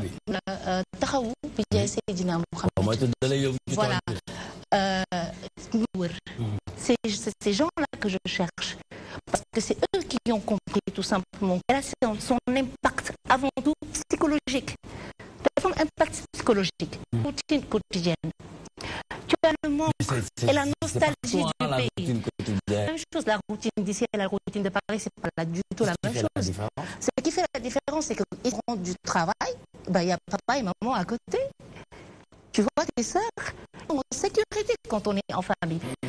tout en sachant que la meilleure des sécurités, c'est la sécurité du... Tout à l'heure avec Aminata Maïmouna Diagne, mais ñi ay référence lañu ku ci metti wàllum toog sa réew bëgg sa réew fonk sa réew mooy patriotisme bi nga xamante ne moom ñàkk moom nga am loo ko laaj rek ci motivation wu ñu am na sax peut-être du ñàkk benn moom mais ñu préféré buuju dugal seen loxo ci biir yi xet yi di leen dóor mais terewul ñu ne waaw Diagne d'abord dañ koy wax félicitation peut-être ndax Sénégal tool ñooy ñan mais bi ma gëstoo gis naa ni réew Europe yi ñooy bàlle mbedd mi technicien de surface waaw bitim réew ñoom dañ dem ba utal ko article voilà ñu tuddee leen les techniciens de surface dem naan ba koy wooye les techniciens de ndax xëy na bañ di utiliser min na daan problème balekatu nanga dañ ko war a tudd tur bi d'accord ndax dafa rafet nga lii gore dëgg gëm réewam dëgg comme li mitraayam di rey boppam ngir défendre réewam daa leen di xoole ndax da ngeen nangoo dugg ci ay mbalit dal seen dëkk kon damay jàpp ni loolu da leen di encourager d'abord d'accord mais bu Sénégal moom comprendre na loolu ci def ci ay moyens tukaay salaire bi ndax mi ngi ñëw à temps li ci war ci ndàmpaay ndax ci war ci aussi protection sociale genre est-ce que yaa ngi ko jot sa jaboot yi ñu li d'abord ñu ngi remercier vraiment Abdou c'est vrai que ndax sànq la may wax ne li ñu ci dugal bàyyi na si ñoo xam ne c'est-à-dire que à la limite hypothéqué nañ seen avenir ñu ngi woon ci lancé bu baax bachelier ay maîtrisards ay tout ça ñoo xam ne dañ ko lem teg ko ñu ngi ci mbalit mi dañu ay quelques personnes forcément dafay am aujourd'hui on est 1500 1700 et quelques personnes dafa am problème ci gestion ordures ménagères mu tax SIAS parce que SIAS dafa demoon ba déficitaire tey ay association ne kon ku ci nekk na jël en charge sa micro environnement mbalit mi di ko suul mu commencé di créer ay épidémie waga bi muy jëkk dund woon muy mbalit ma en 90 xale yi di waga parce que dañuy fo ci mbedd bi te dañuy suul mbalit li war ngeen nangoo toog ci réew mi di buuju parce que dama bëgg loolu noonu ngay développé noonu ñu dañoo jàpp ne dëkk ci dëkk bi waaw defar dëkk bee ko gën d'accord ndax balaa cay tekki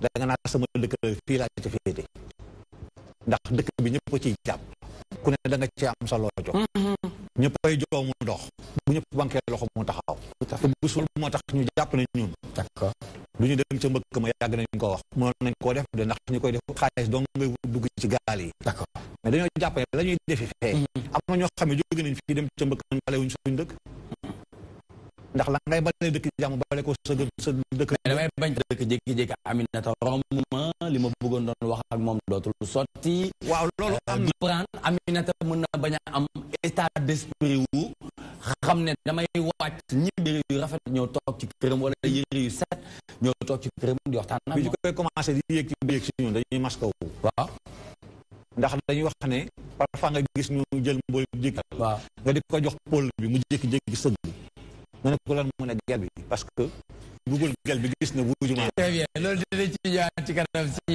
seen métier ñu bàyyi ba question la mu dem ci bu nekkee suggestion la par rapport ak wàllum waa diaspora ko waxee rek man dama koy rafetlu gaa man yàgg naa bëgg mais da ngeen ma dolliwaat toog ci réew mi moom lépp loo mën a def ci réew jàmbur handicap boo tukkee dina cool de dama doon toog sax boobu maa ngi oxygène ndeysaan man mais xool naa ba xam ne vraiment lii nii yombul te toog sa réew bu demee ba toolu fen nga am sañ-sañ yëkkati sa loxo tuur sa dënn ne bokk naa ci boo neex patriotisme dëgg la vraiment man su ma amoon tey pour dem mais damay toog d'accord naa toog Sénégal parce que lii nii neex na trop maa ci ñaanal yàlla yokku leen parce que li ngay bañ dëkku jàmbur moom ngay s am na tukki Espagne bu ñëwee sama ko ne waaye la ngeen liggéey fa mu ne witti ay pom man ko pom am ne man ko man du ma def Espagne di witti ay pom am na fii kon lépp looy bañ ci sa réew ci liggéey réew moo gën a yomb. tout à fait Modou Mbacké Niang.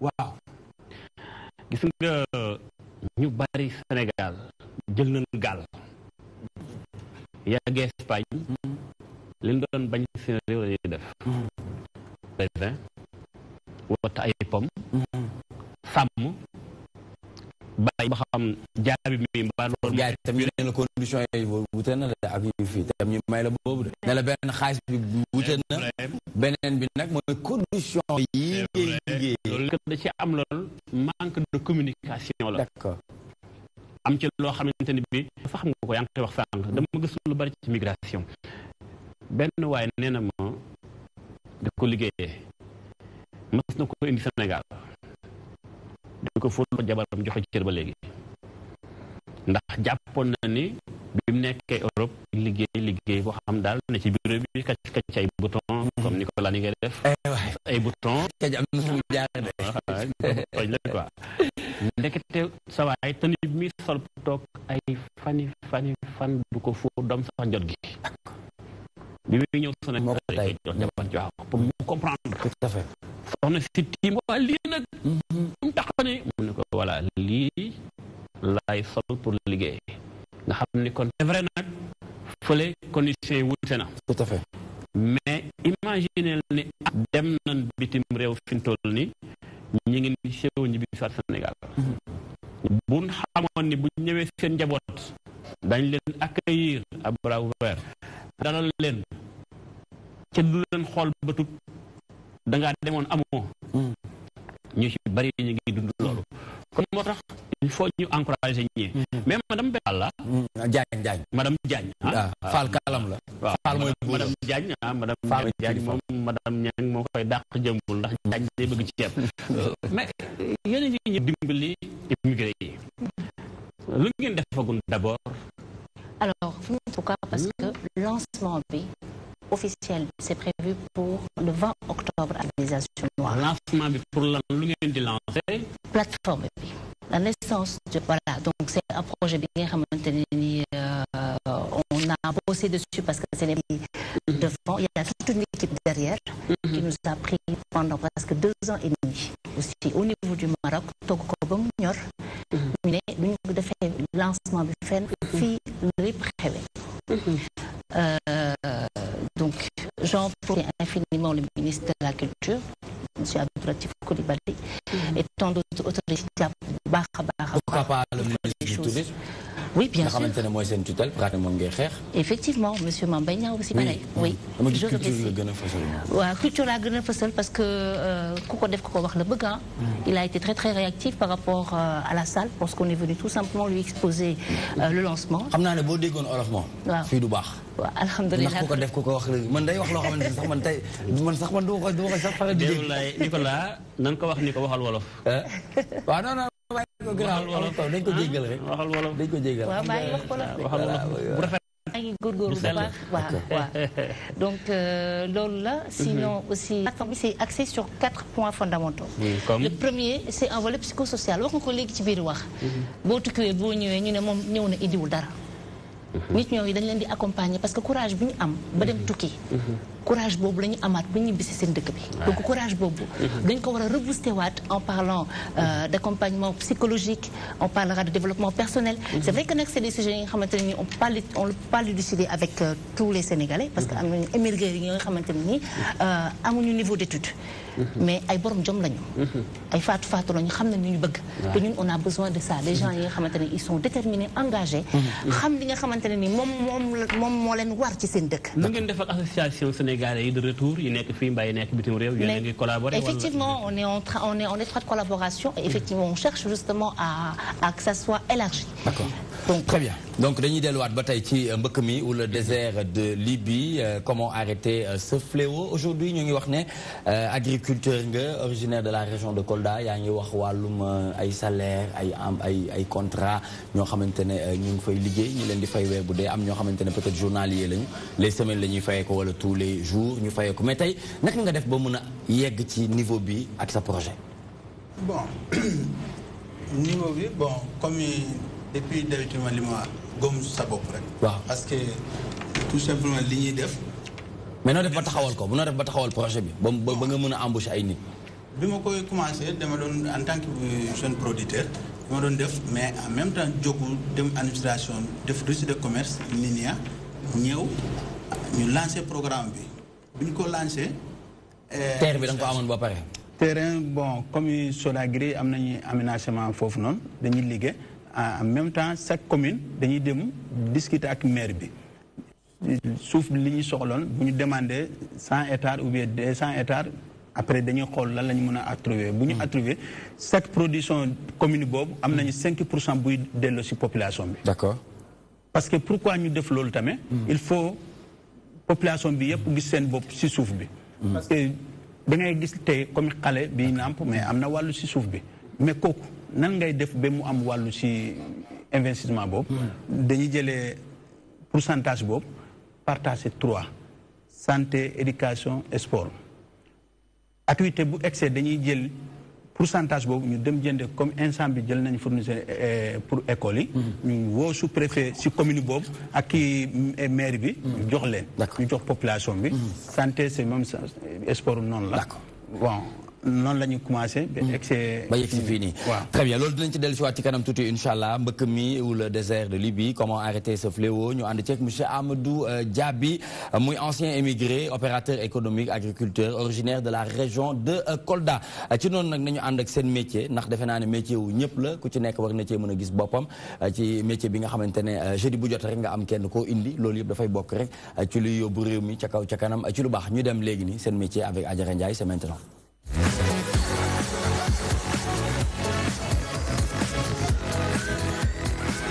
Adjara Ndiaye ba dem nga ci mbalit yi yëg nga ci kaw.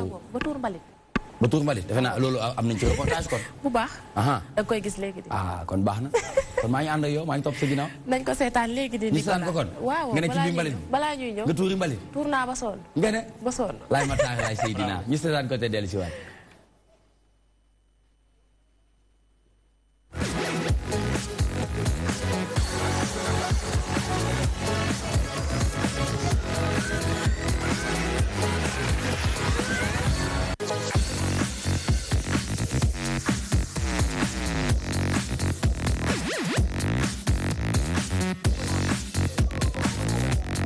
waaw loolu dinañ ci ñëwaat léegi nii loolu dinañ ci ñëwaat tout à l'heure pour xool élément bu am solo reportage bi nga xamante ne def nañ ko ñu gis Laye Seydina Laye Matar muy buuju comme ni ñu koy waxee parce que c'est de l'or dur ah or dur. moo nekk ci mbalit bi. nga àndi ceeg monsieur Keita. ànd ceeg monsieur Keita mais tamit ñu doon ay liggéeykat yu jàmbaar parce que tamit fekk nañ leen fi ñuy liggéeyee ñu wër ay koñ. tour ay mbalit ñu jox ma ci seen gilet yi. ñu dem tour ay mbalit. setal koñ bi. ma respecté leen dolli ca la ma leen respecté woon. monsieur Keita. liggéeyu mbalit.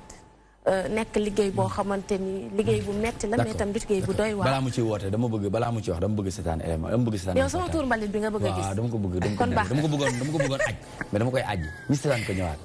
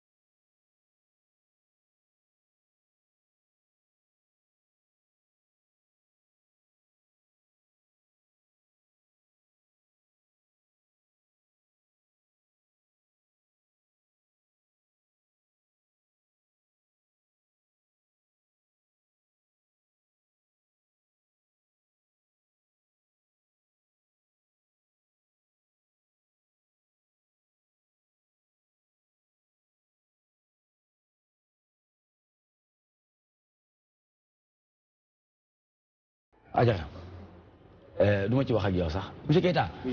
impressionné la wala impressionné wu la. non du tout parce que loolu la ñuy dund ñun presque depuis 20 ans. mais moom en tant que journaliste bu ñëw bëgg xam nga ñoom dañuy bëgg di fouiller di fouiner. waaw non c'est une bonne chose quand même. parce que parfois il faut nga dugg ci biir pour mën a xam réellement. lan la gars yi di daj lan lay demee. waaw seen métier comme ni nga koy waxee dañuy seeti ku nekk kon ku nekk xaj na si. te dañuy bëgg saa su ne bu ñuy def métier bi ñun tamit ñu sóobu ci ba ci biir. dugg ba ci biir c'est important. voilà métier bi sànq maa ngi koy wax mu doon métier boo xamante ni métier bu metti la métier bu doy waar. bëggoon a xam nan ngeen di organiser woo.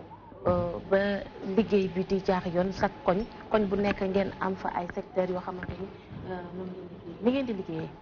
waaw ni ñuy liggéey d'abord dañu organiser en circuit en secteur en département et en zone. Aujourd'hui Dakar puisque moom la ñuy gérer dañ ko découper en zone et en département. Zone bu ci nekk aussi dafa am ay circuit moom mooy oto bi foofu muy sillonné c'est-à-dire que oto bu ne groupe de travail bu ne am nga benn circuit déterminé boo xam ne ay nombre de kilométrage de à savoir 19 ba 20 kilomètres yoo xam ne chaque jour moom ngay def ces maisons là ak mbedd yi ngay jaar chaque jour c'est le même itinéraire mooy ñu créer ay circuit yoo xam ne fa la mbalit mi génne puisqu'on peut pas aller dugg ci kër gu ne génn mbalit mi mais circuit boobu moom la ñuy fexee sensibiliser population bi ba ñu respecté ko ba bu ñu ñëwee ci ay points dañuy klaxonné mooy foofu ngeen taxawoon bu ñu klaxonné population bi yëpp dañuy génn ñëw indi mbalit mi ñu jël ko. Donc ce qui fait que sur les 1500 agents 600 ou 700 et quelques yooyu collecté rek la ñuy def porte à porte ñoom la ñuy tuddee les collecteurs am na c'est vrai que ay balayeurs mais ñi ne ci oto yi nii moom présentement ay collecteurs lañu tout Dakar dañ koy sillonné il y a presque 240 à 250 véhicules yuy génn par jour. Il y a des concessionnaires waaye Dakar actuellement parc bi c'est 200 à 250 yoo xam ne ñooy sillonné tout Dakar tous les quartiers bu dul quartier bu bees boo xam ne accès bi jafe na est collecté par jour. Donc chaque jour on a 2500 à 3500 tonnes d'ordures yoo xam ne moom la ñu collecté ici à Dakar. dafa am ab temps boo xamante ni oto bi temps bi lay def pour mën a jël mbalit mi ne ci koñ bi yëpp. waaw souvent on démarre à 8 heures souvent avant 13 heures 14 heures on finit les circuits quel que soit du circuit bi nu muy toll. Plus tard à 16 heures su amul benn problème à 14 heures du moins dañuy jeexal circuit bi. heure de démarrage bi ngeen di def. c'est à 8 heures on démarre à 8 heures. est-ce que yéexul 8 heures. oui c'est vrai yéex na. départ dañ daan dem ay 7 heures mais xam nga ak configuration bi ni mu demee tous les travailleurs ne logent pas à Dakar.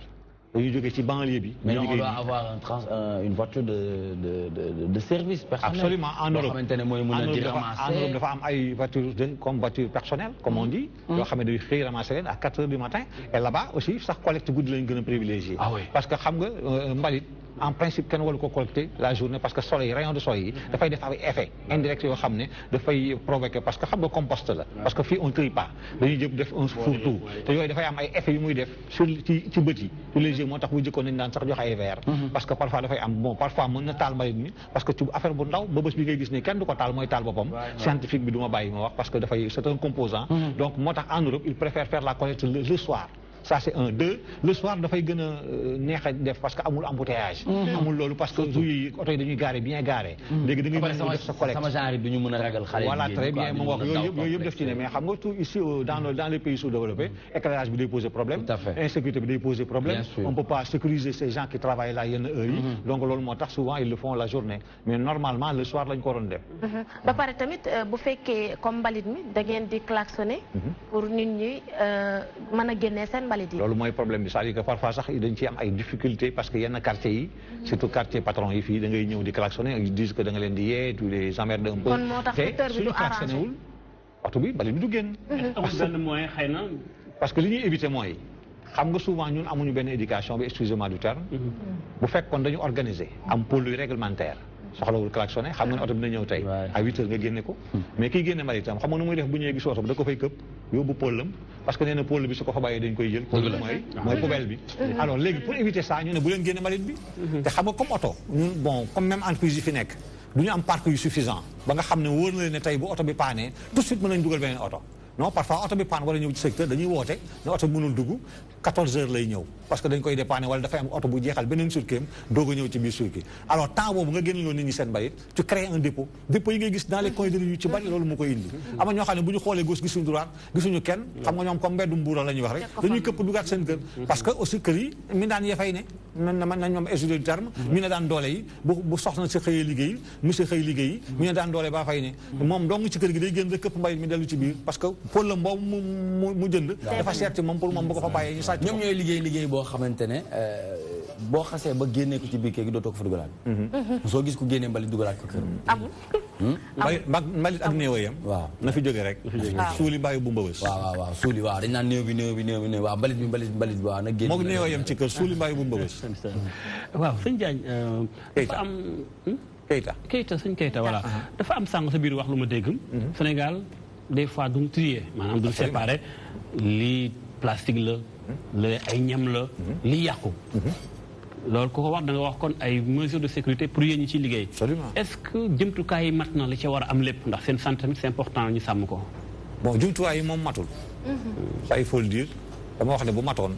kon du ñu am problème c'est-à-dire que pendant. mais xaalis bi ci nekk enjeu bi dafa bëri. looloo jaaxal ñëpp. mais xaalis bi mënul toll noonu nag ba pare nag. on fout presque dans les 15 milliards annuels ou 12 milliards. chiffre d'affaires. chiffre d'affaires non c'est le budget. bi Sénégal di alloué à la gestion des ordures ménagères. mais ba tey fi ñuy wax ak yow nii on n'a pas 80% de satisfaction propreté au Sénégal enfin à Dakar sax laay wax. li problème bi parce que problème bi dafa nekk ci problème système bi. xam nga souvent les politiques. dañ ko war di définir avant sax ñuy wax wàllu xaalis. ñun dañ jàpp ne manque de volonté ci la bokk. dañ koy wax toujours bu ñu ko waxee sax parfois nga ne. da ngay politique. or ñun dañ jàpp ne volonté politique pour mu am. ni ñuy jëlee en charge la santé jël ko en charge ci yeneen secteurs yi. bu ñu ko jëlee woon en charge de l'environnement dafay sax influer ci santé nit ñi. parce que ku wér faju du am. bu wér amee y a moins de charge ci côté santé ba parce que saleté mooy indi ak feebar. aujourd'hui ñoom dañuy jël par exemple 15 milliards dafay rëy mais 15 milliards naka lañ koy éjecté est-ce que def nañu conditions yi système bi nga xam ne 15 milliards yooyu su duggee mbayit mi war nañ ko mën a régler benn dañuy tuuri rek amul tri c'est-à-dire que système de vase clos la mbëbës lu fa xëy tey bu guddee mu ñëwaat. parce que buñ ko tuuree récupérer tam di ko jël indiwaat ko jaay ko. parce que c'est pas traité. les ordures on les traite pas au Sénégal dañ koy sànni. foofu mbëbës dépotoir la à ciel ouvert. te léegi ci dëkk yi dañoo def ay station de transfert ay centre ay station d'enfouissement dañuy traité mbalit mi di ci liggéey énergie di ci liggéey gaz. di ci liggéey leneen ak leneen. nga xam ne dafay produire. Si on comprend bien, ils n'ont pas le système de triage. C'est ça. mais tam dañu seetlu leen ci seen liggéey bi. yéen da ngeen di jëlal seen bopp engagement boo xamante ni bu fekkee xam nga comme sénégalais sama genre gi bu ñu leen joxee ordonnance duñu ko naan ba mu jeex bu ñu wéree rek pare nañ ci. mais tam bu ñu paree comme ni mu périmé dañuy jël rek daal di sànni ca mbalit ma. mais tam yéen dañu seetlu ni ci seen liggéey bi. dañuy préférer bu ñu gisee mbuusu ordonnance wala kii bi dañ koy dagg. xool ko sànni ki parce que dañu nee nañu bu demee fële day ñëwaat comme li nga wax sànq. waaw xam nga déjà dafa am système de récupération boo xam ne. dafay commencer ci oto bi maanaam loolu la ñuy wax buuju. parce que boo gisee ñu bari xamuñ ko c'est vrai parfois sax mu jaaxal leen salaire bu ndaw ba ñuy fay te nit ña nekk ca. parce que am na beneen forme de ressource boo xam ne mi ngi am ci mbalit. collecteurs yooyu di ko am. parfois sax moo ëpp seen salaire. mooy waral seen saako yi ngeen di teg ci kii bi. ci oto bi loolu mooy buuju moo tax ñu tuddee le système buuju maan c'est-à-dire que ñoom lépp luy saak rek boo ko xotee dañ koy teppi. parce que nag parfois ñoom ci ay xéewal yoo xam ne dëgg-dëgg day toirtal la. yoo xam ne moom la ñuy dem récupérer ko alors ñoom ils font un tri dañuy dugal bouteille yi fii daal luy fee machin fait parce que am na ñu koy jaay ñoo xam ne am nañu ay dépôt suñu wàccee dañ leen koy jaay. chaque jour bu ñu wàccee saako yi nga gis ñuy gàddu dañ koy jaay mu nekk ñoom seen plus-value loolu habitude boobu la ñu am nag ba lépp lu ñuy jël comme saak rek boo koy ne dañ koy xotti xool lan moo ci ne bu baaxul ñu bàyyi ci biir. mais tam ci benn côté yéen a ngi protéger population bi. ndax garab yooyu su ñëwaatee ci population bi du doon lu baax. non xam nga li gën a grave mooy butéel boobu ñuy for butéel bi xamoo lu ca nekkoon mais dañ ko yóbboo mbëbës dañ koy récupérer dem jaay ko waa ji nekk ca marché ba. suñu soxna yi di jaay jus yi moom la dañu koy raxas ba mu set moom la soxna yi jëndi ñëw defal la ci jus est-ce que sa raxas ba baax na est-ce que toppoon nañu ko lan moo nekkoon ca butéel ba personne ne sait. or bu fekkoon dafa am traitement nga xam ne dafay ñëw dugg ci benn ay bac. ñu seeyal ko. togg ko du ñëwaat parce que beneen matière lay doon bu dee plastique lañ ci soxla plastique ba la ñuy génne dem jaay ko usine bu dee leen soxla léegi loolu du ñëwaat mais problème bi mooy loolu di dem yëpp dafay ñëwaat. te yow mënoo ko gérer parce que ña ne Mbëbës y a plus de 3000 et quelques personnes qui vivent là-bas ñenn ñi fa lañ dëkk ñenn ñi depuis 20 ans ils sont là-bas ci loolu la ñuy dund. ils ne font que ça muy la récupération. parce que comme li ma lay wax nii principe bi mooy Sénégal dañu war a jël engagement jël politique ne dañuy tëj Mbëbës defi centre d'enfouissement technique moderne comme yi am ci yeneen dëkk yi comme yi am Afrique du Sud yi am ay Côte d'Ivoire. déjà foofu rek mën na régénérer 2500 emplois centre foofu rek en centre d'enfouissement bi rek mën na jël 2500 emplois création d'emplois bokkul ak ñun. alors loolu dañu jàpp ne pour ñun volonté politique la et depuis 20 ans je te dis depuis les indépendances ba léegi Mbëbës a fi am. mooy sànni rek mooy jële fii sànni fee mu ñëwaat jële fii sànni fee mu ñëwaat. te ña fay loolu moo tax dëkk bi du set ña fay suturloo tamit bëri na. te looloo tax dëkk bi du set nag parce que liy dem day ñëwaat. sànq ci triage ñu seetlu ne tamit bu ngeen di utiliser mbalit mi gisuñu ay gants gisuñu comme lunettes yi ngay wax ak solaire beeg yooyu noonu du ngeen ko takk masque yi du ngeen ko takk lan moo waral du ngeen protéger wu carrément da ngeen a amul protection bi war wala yéen ay préféré comme yàgg ngeen ci di liggéeyee noonu nii ak ci danger bi daal am na ñaari facteurs yu ci ne bi nga jëkk wax ne am na ci muy yàgg bi habitude bi xam nga parfois nga gis ku ne ci mbalit mi moom dara sonalu ko ci mu jël mburóom di ko lekk te mi ngi ci collecte bi jël naanam di collecte mi ngi ci collecte mais loolu ci xel la xam nga damay wax ne am na jamono boo xam ne choléra dafa amoon Sénégal bu bari ñu wax ne choléra c'est la maladie des mains sales loolu la ñu wax salté koy joxe ñun ñu newoon ci mbalit mi kenn choléra wul te yéen a ngi doon lekk fi ñuy wax ak yow te dañu ne salté koy joxe d'accord très bien dama bëggoon laaj scientifique bi avant ngay def la dernière question ñuy dem page pub mu wax ñu yéen en tant que scientifique qu'est-ce que vous proposez à la place parce que ñoom dañuy décrire rek ah rafetlu ñu système bi bu nekkee chaîne la am na maillon yu bëri yoo xam dafa faible yéen en tant que scientifique lan ngeen di proposer état wala autorité yi nga xamante ne ñoom ñooy ànd ñoom di leen accompagner. ñun ñu ngi commencé def recyclage. recyclage ci les sachets plastiques surtout les bouteilles yi nga xamante ne mu ngi utiliser te wax na nga léegi pourquoi pas ñu am benn usine boo xamante ne day transformé parce que bu ñu jëlee bouteille boo xamante ne utiliser nañ ko loo xamante ne baaxatul mën nañ ko jël transformé ko fekkee comme bouteille plastique yi mën nañ ko utiliser ci yeneen produit en cas ñu si recyclage boobu lañ nekkoon déjà ñu yee partenaires yoo xamante ne comme Ecomen je sais pas si tu connais Ecomen voilà ñu doon jéem a travailler ñu si wàllu recyclage jot nañ ko def ak lycée de la Fosse recycler ba am ay table banc tout ça jéem a travailler loolu. Vous en avez jamais parlé avec le ministre de l'enseignement supérieur? Non, on a déjà parlé avec le ministre de l'environnement sur le comment ça s'appelle encore Ali Aïdar. Jusqu'à présent amuñu avancé. mais moom ñu ngi gën a travailler sur wàllum arbre rek genre noonu. mais bon depuis loolu ñu ngi doon travailler ak Bibi Diallo aussi. ministre de l'environnement fi nekkoon. ñu ngi doon jéem a travailler sur recyclage mais amaguñ avancement mais en tout cas Ecomen moom ñu si doon jéem a avancer de temps en temps. D'accord. Adjara la dernière question. alors comme sànq maa ngi léegi yaa ngi woon ci développement bi mais comme xam naa Nicolas. dinañ ci dellusiwaat dañuy dem pub ñëwaat Adjara. juste rek pour nga àggali la dernière question nga dugal ko rek ñu dem pub bi ñu dellusiwaat. pour nga àggali rek sànq li nga doon développé mooy protection bi. parce que je soutiens. manqué na ci wàllu jumtuwaay manqué na parce que gants yi déjà matière bi qualité bi baaxul ça on le dit parce que dañuy jox gants 1 mois 2 mois mu jeex mu yàqu complètement et est-ce que yow da ngay xëy ne suñ ma joxul gant du ma liggéey. C'est là où le problème se pose. Parfois, nous, les syndicats, on pose des problèmes, mais aussi, il y a des procédures, il y a des décaissements, il faut au ministre venir, on laisse les lettres, il y a une procédure, bon, pendant ce temps, tu ne peux pas laisser les Sénégalais en disant qu'il y a un masque. Comme la préoccupation, il y a des choses, mais il y a donc, c'est vrai que Jumtoua parce qu'il doit se protéger, et l'employeur doit le protéger. Il y a la responsabilité en charge de gérer les ordures. Mais mon milieu, il a une protection. Mais il y a une condition soit parce que masque, tout ce qui s'ensuit. Mais normalement, aujourd'hui, quand il y a une condition, il faut équiper. Et loolu employeur bi sax moo ko waroon njëkk exiger pour l'image même bi muy joxe mais koo wax te dinaa la ba ñi ci mbalit mi dama leen yërëm du ñu am gant du ñu am masque du ñu am dàll du ñu am dara seen yére sax la ñuy liggéey bien c'est vrai que parfois sax tenue bi défectueuse da nga war a am ñaari tenue jox la benn tenue boobu chaque jour moom ngay fóot day gaaw a yàqu et cetera bon très bien on y reviendra dinañ ci dellu si waat léegi-léegi en attendant di leen fàttali ba tey ñu ngi ànd ak monsieur Amadou Diaby ancien immigré opérateur économique agriculteur originaire de la région de Kolda ki ñu nekk di waxtaanal ci wàllum seen métier mooy monsieur Matar Keita muy premier adjoint CNTN CSA ñuy waxtaane technicien de surface salir pour rendre propre madame Aminata Maymouna Diagne directrice commerciale de LSA Afrique fondatrice du réseau des jeunes leaders de la diaspora coordonnatrice de la plateforme d'accompagnement et de réintégration des émigrés sénégalais Paris mu ngi ànd ak ñun di leen fàttali ne jeudi la Mame Diarra mu ngi ñëw léegi nii ci chronique si lañ bokk ci la ñëpp bokk et notre scientifique monsieur Alioune Badara Goré Sow muy membre du cercle ndax ñoom dañuy def remise des fournitures scolaires ndax seen kuréel bi nga xamante ne moom la ñu taxawal ngir jàppale bu baax ndaw ñi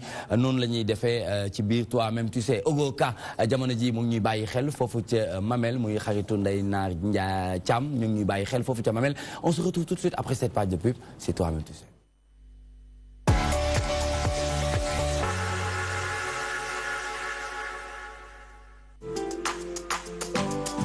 Pour l'organisation de vos salons, foires, conférences, Escaf Event met à votre disposition du matériel de dernière génération.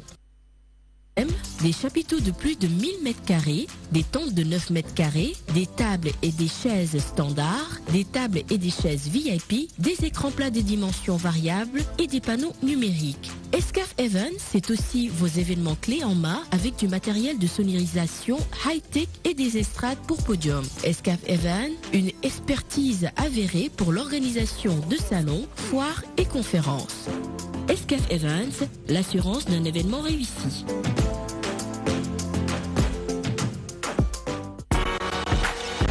Le goji séché, le fruit du bonheur, le plus puissant produit naturel d'anti-vieillissement et d'antioxydants, enfin disponible. Le goji séché, distributeur exclusif, Excaf, Business Trading, rue 14 prolongée, HLM 1 Solida.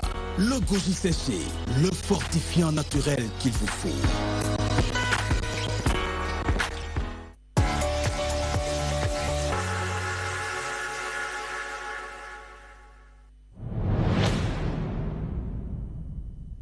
Pikini Production DTV ñoo lëkkaloo ngir andil leen film bu bees bu tudd Bés. Bés film la bu ñu leen di présenté ngir bégal leen yee leen jàng ak jàngale tamit.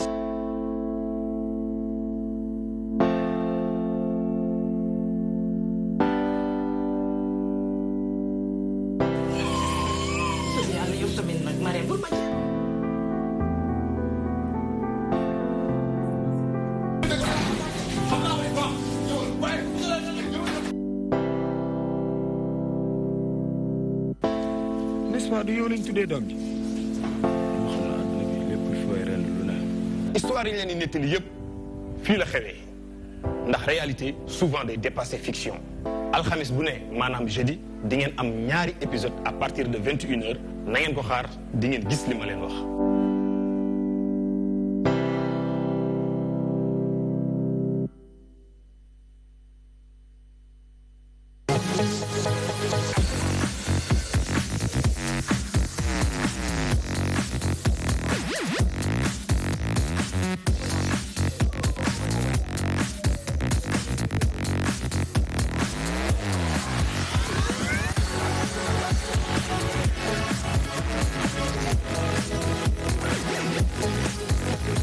Très bien, on se retrouve pour la deuxième manche dans Toi-même tu sais, le rendez-vous incontournable di sant di gërëm bu baax ñi nga xamante ne ñu ngi ñuy bàyyi xel un peu partout à travers le Sénégal rawati ci dolli sénégalais yi nga xamante ne ñu ngi bitim réew nee nañu jàmbaar dawul dafa uti ji doole Ogoka nee na dafa bëgg Toi-même tu sais lool macha allah mook Ndeye Naar Thiam ni lañu def jàkkaarloog télé bi ah mais bu saa yoo waxee rek seen xol sedd. jàmbaar dañu leen nuyu bu baax leen ziar Ogoka. Ogoka ñu koy nuyu noonu tam xam naa sama benn xarit da lay suivre lu bari di suivre des TV tout le temps sur émission yi muy Pape Fall. Très bien Pape Fall sama xarit la bu dëkk Touba ñoo xaritoon la depuis temps xale. jaajëf kon bokk di fàttali décodeur TNT by Excaf muy le projet national bi nga xamante ne c'est un bouquet plus de 77 chaînes fini l'analogique et bienvenue le numérique à 25 000 francs CFA ñu may la 2 mois yoo xamante ne doo fay dara waaye lu ko wees di nga fay weer bu jot junni am nga chaîne sénégalaise yëpp waaye am nga ay chaîne internationale lu jëm ci wàllum sport divertissement actualité information lépp li nga xamante ne rek dina baax ci doomu aadama ba ci ndaw ñi wàllum dessin animé dem nañ ci religion indi leen KTO ak li nga xamante ne mooy Makatal Mukaram lépp ngi ci biir bouquet TNT by Excaf mu ngi fii ci HLM 1 rue prolongée 25 000 francs kese lay jar ñu may la ñaari weer yoo xamante ne doo fay dara ci noonu nañu ànd ak Mame Diarra Fashion yegg si comme ni mu koy tàmm di defee jeudi bu jot ndax nee nañu pune yëpp ay fashion lañu léegi ndax Mame Diarra mii mooy seen ambassadrice c'est important ñu ànd ak moom ci si lañu bokk.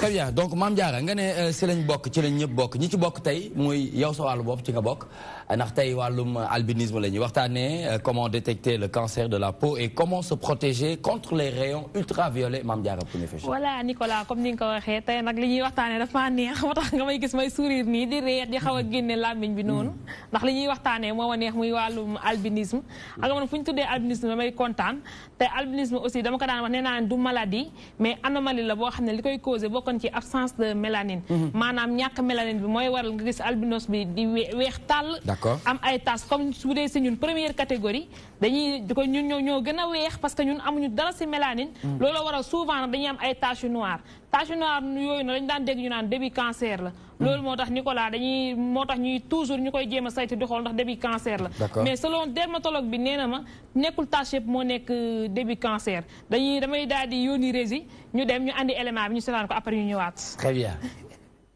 Alors léegi ndoxum siti c'est très particulier man am naa benn problème lu tax ndoxum siti Sénégal kese la am waaw ndoxum siti feebar bi problème bi c'est que ndoxum siti vrai ndoxum siti mooy syphilis mooy feebaru sëy ndoxum siti ça n'existe pas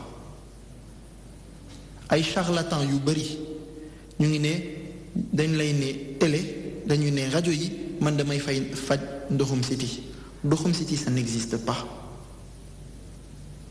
ndoxum siti dañ ko créer pour lekk xaalis u doomu aadama fii Sénégal damay expliquer quelque chose de simple il y a même pas une semaine dama amoon benn patient bu ñëw fii mu ne ma dama am ndoxum siti ma ne ko lan mooy ndoxum siti man xam naa parce que jàng naa ma ne ko lan mooy ndoxum siti mu ne man ndoxum siti mooy benn feebar day jàpp der bu ñuul bu nekk Sénégal ma ne ko sooy traverser frontière Gambie wala Mali wala Mauritanie wala Guinée kenn xamu ko lu tax sénégalais rek lay jàpp du jàpp keneen est-ce que feebar bi est-ce que sénégalais yi bokk nañu ci doomu aadama alors wala bokkuñu ko c'est pas possible ndoxum siti lu olof xamul ci feebaru der daf koy tuddee ndoxum siti alors ndoxum siti soo koy tuddee nii ci feebaru der ëpp na 4000 maladies donc mu ne naka eczéma mooy allergie mu ne naka psoriasis lu ñu waxee ci jola siela mu ne nekk varicelle nampati mu ne nekk ay feebar yu bari mais olof lu xamul daf lay ne yow da nga am ndoxum siti après daf lay wax benn traitement da ngay jël reen bi wala nga jël sunguf bi da ngay sangu ak moom wala da nga koy naan wala dara mënul nekk ci xalaatu doomu aadama que sunguf bi wala reen bi mun na faj 400 feebar normalement sooy gis phytothérapie maanaam traitement par les plantes bu ne garab bu ne day faj benn feebar mënul nekk benn garab mu faj 500 wala 1000 feebar li mënul dugg ci xelu doomu aadama bu jàng comme bu jàngul voilà. Très bien donc lii mooy première partie Mame Diarra defe naa nag ñuy jox deuxième partie bi. voilà comme ni nga ko waxee lii mooy première partie bi.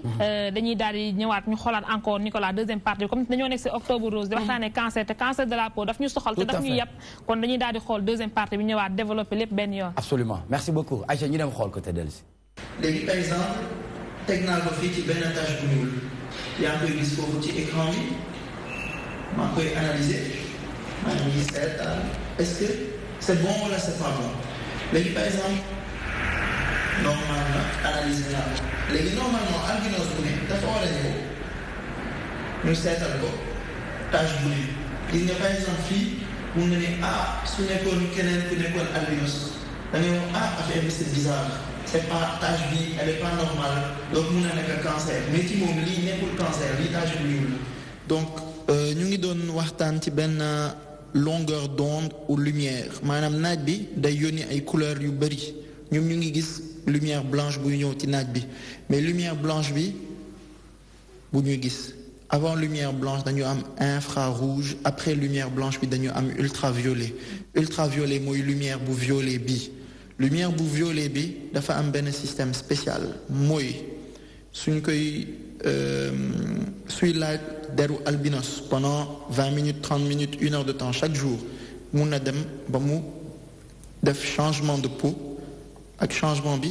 mun na def tache bu ñuul bi mun nañu demee ba cancer léegi par exemple damay fay lampe bi ultraviolet nii la nekk sooy def nii da ngay gis der bi dafa weex sooy def nii dafa gën a foncé un peu sooy seet notre ami caméraman day gën a ñuul soo koy def da ngay gis bët yi gis nga couleur sama bët naka lay nekkee même chose ci yow da ngay gis couleur bëñ yi tu vois donc lumière bi baaxul ci deru albinos su koy laal tous les jours ak naaj bi moo koy yónni c'est pour ça albinos yi dañu war a utiliser quelque chose de spécial mooy yére manche longue ba fii décolleté bi baaxul musoor bi baax na góor yi mun nañu sol ay cap comprendre nga ma lii yépp c'est très important pour protéger contre lumière UV ak lumière UV mooy première cause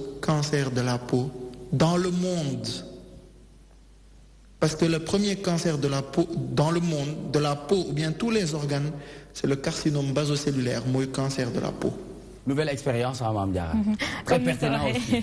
Comme ni nga ko waxee nouvelle expérience gis nga nag machine bi nga xam ne moom mooy détecter li nga xam ne mooy cancer bi. mu ngi tudd dermoscope mais albinos yu bëri dañu ko ragal ndax boo gisee docteur bi dermatologue la mais boo demee ci cabinet am non seulement dina la détecter cancer bi buñ ko trouver dinañ ko opérer dinañ ko faj te doo fay dara. lu tax ñoom ñuy ragal ñoom mais ñoom dafa mel ni dañoo ragal a dem ci cabinet boobu parce que détecter cancer pour nga détecter ko rek 50 000 ngay fay. yow ñu defal ko gratuitement da nga war a dem parce que ak seen carte égalité des chances ak suñu carte égalité non carte yi moom jëmagul ci affaire ay cancer ay faju ay yooyu carte bi moom instant yi ci bourse bi rek taxagum te dajagul sax ñëpp amaguñu très bien voilà léegi ci cabinet moom mais léegi naka la gratuit naka da nga ne léegi dafa gratuit moom moo jël initiative boobu mu ne je m'engage albinos bu ñëw sama cabinet dinaa la détecter cancer bi su dee am nga ko dinaa la poursuivre mais waxal turam ak santam ak adresse docteur Hakim la tudd mu ngi nekk ginnaaw immeuble Ndiouga Kébé foofu la nekkee vraiment man sax bi ma ko yégee yàggul mais nee na moom depuis ba mu sancee cabinet bi ba léegi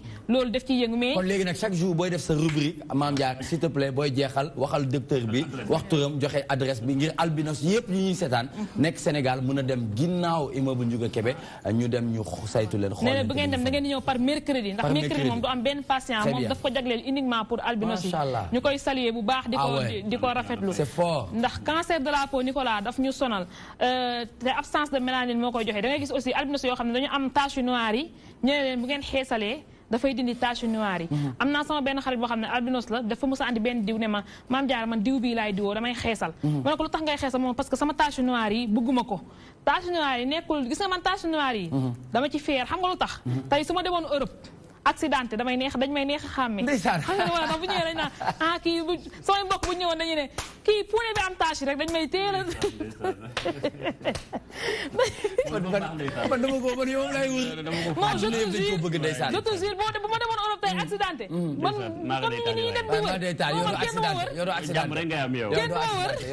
mu nekk aussi loo xam ne Nicolas dañ ci war a bàyyi xel bu baax a baax parce que aussi naaj bi li muy dóor ci yaramu albinos bi looloo tax muy am cancer te di leen wax ne tache noire bi ñëpp ñoo ko am nee naa leen ñun ñoo ko am première catégorie ñun ñi nga xam ne zéro mélanine am na albinos yoo xam ne dañu marron ñii dañu jaune ñii ñooñu am xaw nañ am tuuti mélanine am na ñoo xam ne aussi ci seen karaw nga koy gis ci albinisme ci seen karaw nga koy gis beneen bi mooy il faut que ñu protéger wu ni ñuy protéger woo mooy il faut que ñuy diwoo beurre de karité dafa baax bu ñuy tëdd il faut ñu koy diwoo mais waxuñu ngeen diw parce que karité boo ko diwoo ba mu tooy yow albinos bi ak tàngoor bi dafay futtal sa yaram kon da ngay laal tuddi si diw tuuti aussi ñi nga xam ne dañoo yor ay bébé albinos Nicolas ñu bañ na di leen tëral si toile parce que instant yi dafa tàng te tàngoor bi matelas bi ni muy gën a tàngee rek dafay attirer chaleur ci yaramu xale bi te du ko attan ndax ñàkk mélanine bi mu am beneen bi aussi ñuy jéem a protéger wu bañ a mel ni man mii nga xam ne damay sol ay taille basse ak ay décolleté ak il faut que ñuy sol manche longue mu ñëw ba fii di takk noir mais il faut tamit ñoom ñu xam ne dafa am moment booy sol ay taille basse ak ay yëf de voilà parce que man balaa maa xam ne naaj bi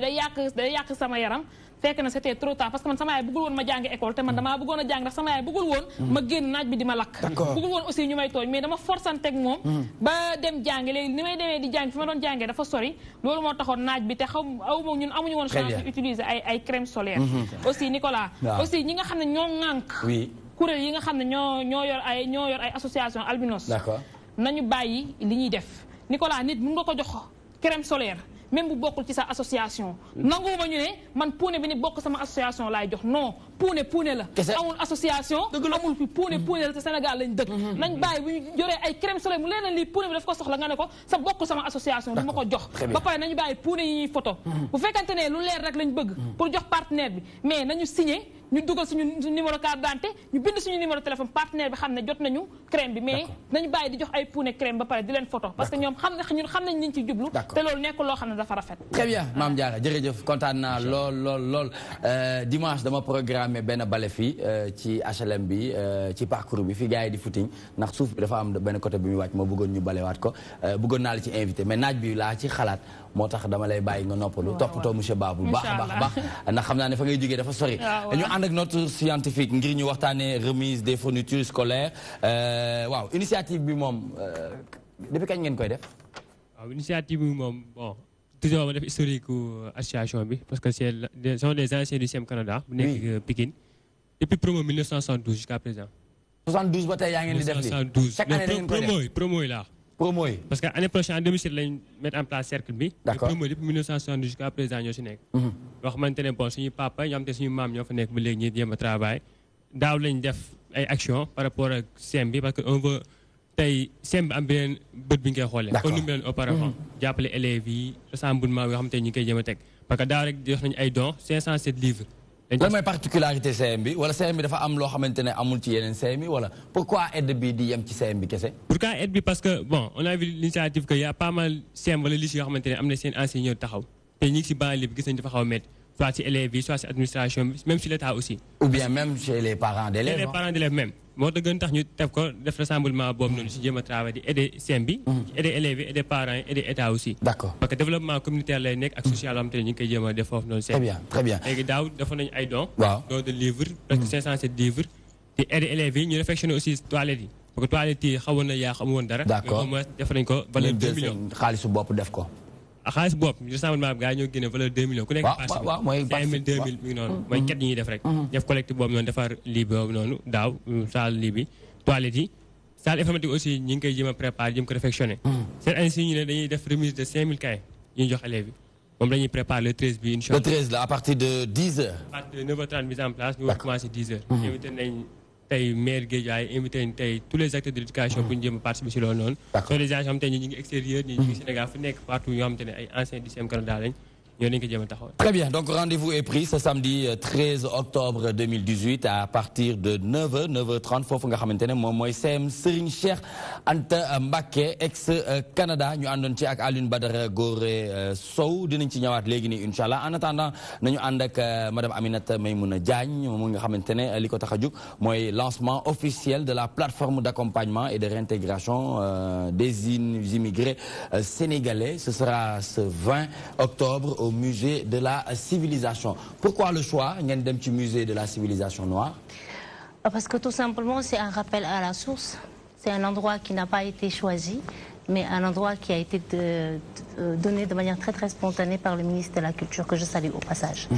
Waaw Nicolas li ñu jublu surtout ci plateforme bi mooy sa plateau. Quelle la plateforme bi juddu plateforme bi ça naîtra officiellement le 20 octobre. Ah ci lay judd ci boppam. ci lay judd ci boppam. Ah pour man judd na ba pare léegi day def lancement. Juddogul. C'est le 20 octobre le lancement officiel. Composé de combien de membres? Alors actuellement au niveau de la diaspora on a 3 coordinateurs. yu nekk ci yenn. États-Unis, Portugal, France, Mali, Gambie. 3 yaa ngi dem 5 7 6 de. 10. On a 10 coordinateurs sur le plan international. D'accord. De tous les pays. États-Unis, Portugal, Espagne, Gambie, Mali, Maroc, dans tous les pays nga xamanteni Suisse nak am ngeen fa Genève. Suisse non. Portugal. Moo tax man la dinaa la présenter Ndeye Naar. C'est magnifique. Boo ko defee dina ma neex. Ma garaaw de donc loolu lañ prévoir inchallah rabbi. C'est un projet bi nga xamanteni ça fait plus de 2 ans ñu ngi ci liggéey. Ak l'équipe bi. Ce n'est pas quelque chose bi nga xamanteni dañu xëy suba teel rek sumb ko initier ko. Non, ça a été étudié. Et là, on voudrait tout simplement faire tout ce qu'il faut pour que ce joujou puisse voir le jour. Très bien. C'est un vécu, c'est quoi? Lan Expérience un vécu. Parce que j'étais entre le Maroc, et la France mais Maroc laa gën a yàggee. Maroc nga gën a yàggee. voilà defee samay études droit. presque 8 ans. rek nekk naa Maroc. très bien oui. léegi naka la sosoo na ngeen toogee rek waxtaan ne da ngeen ko bëgg def. lan ngeen xool lan moo leen metti lan moo leen kii ba ngeen ne il faut ngeen taxawal lu mel ni. bëgg suñu réew bëgg ñibbisi suñu dëkk bëgg jëriñ suñu dëkk parce que dëkk bi bu ñu ko defarul kenn duñu ko defaral. ñun ñoo war a mën a am initiative ne oui effectivement c'est l'ère du changement ñun ñu embarqué wu ci loolu. avec un état d'esprit. avec un accompagnement. psychosocial intellectuel culturel sur 4 volets yi nga xamante ne nii tey jii loolu moo ñu soxal lu bari. et aussi mettre l'accent sur les faits. Parce qu'il faut reconnaître que son Excellence M. Macky Sall, avec le PSE, a mis en place des structures d'envergure diaspora, comme le FES, le FONGIP et l'ADER. Donc ces instructions d'ailleurs, j'en profite pour saluer les personnes qui me reconnaîtront. D'accord, très bien. Voilà. Peut-être une question par rapport à Soxna Si. Machallah, gis naa mébét yi ak projet yi mais dafa yàgg bari ay kuréel yu taxaw ay association ay plateforme sànq sax maa lay wax naa ndax xam nga association des Sénégal de retour yi nga xam ñoo nekkoon partout dans le monde boole seen bopp nga mel ni xamagoo leen. mbaa du ngeen def comme gars yi fi ko nekk rek dajale ay kuréel. dajale teg ay projet wax dem. alors. wala bëgg mu nekk ay ouverture ci ñoom seen wàllu bopp. parce que xaaruñu loolu en fait. Déjà, l'équipe qui est composée, c'est des personnes qui occupent déjà les postes de responsabilité. Nous ne sommes pas dans la politique politicienne, nous sommes dans la politique autrement, la politique des valeurs et un engagement et une détermination pour apporter notre pierre à l'édifice pour la construction de notre pays. Ça, c'est d'une part. Donc, pour répondre à votre question, ce n'est pas le cas. Pourquoi? Parce qu'un projet, ça se mûrit. Projet, Alhamdulillah. Voilà, donc sur ce point-là, je vous rassure, je le dis tout de suite, nous sommes en direct. C'est exactement les personnes qui nous intéressent le plus pour pouvoir aller loin dans ce projet-là. Très bien, donc ce sera le 20 octobre au musée de la civilisation noire. Nous avons Madame Aminata Maïmouna Diagne, directrice commerciale de LSA Afrique, fondatrice du réseau des jeunes leaders de la diaspora, coordonnatrice de la plateforme d'accompagnement et de réintégration des immigrés sénégalais Paris. bëgg naa bu lii weesee Inch'Allah il faut nga ñëwaat fi ñu def beneen plateau boo xamante ne dañuy dugal ay questions rek affaire bi di safran. D'accord, voilà, très bien. Adjara ñu bàyyi la nga def sa beneen question ak ki nga xamante ne mooy monsieur Keita. juste rek Benoît ay kii. Nicolas xam nga des fois tamit mooy loolu. ay waay Benoît sama rakk la. ñoom ñaar ñëpp samay xarit la. dama am ñaari Benoît yoo xam ne samay xarit la. D'accord. alors Nicolas mooy question bi nga sànq bi nga doon sërxal ci biir mooy maanaam ndaw ñi nga xam ne ñu ngi def liggéey bi wala bëgg nañ koo def ñu bëggoon a xam lan nga leen di wax pour motiver leen ñu mën a dugg ci métier bi nga xam ne moo di technicien de surface parce que tamit liggéey bu am solo la tamit am na ay revenus yoo xamante ni mi ngi. waaw de toute façon métier la comme métier yëpp. bëgg nañ ko moo tax yàgg ci. c'est vrai que bii nekkul woon métier parce que bu jëkkoon dañ jàpp ne nit kuy ñëw la rek ñu fay la nga dem. tey def nañ ko corps de métier utal nañ ko convention comme métier yëpp. régir ko Sénégal adopté ko validé ko. mu nekk tey métier boo xam ne convention bi pratiquement c'est l'une des meilleures conventions parce que moo convention commerce dañuy wax ne ñoo gën en tout cas mooy base. de référence booy def convention. D'accord bi ñu fii ñëw dara amu fi.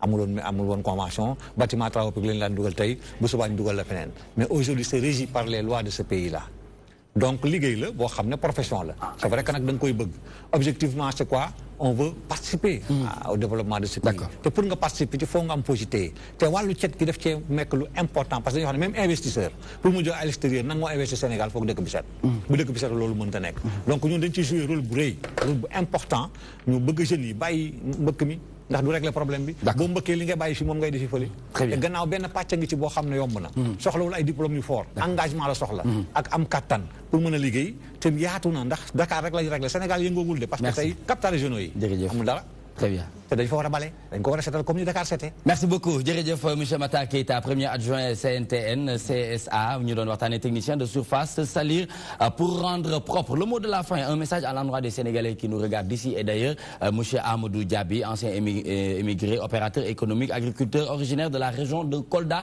ana lan ngay tàggatoo.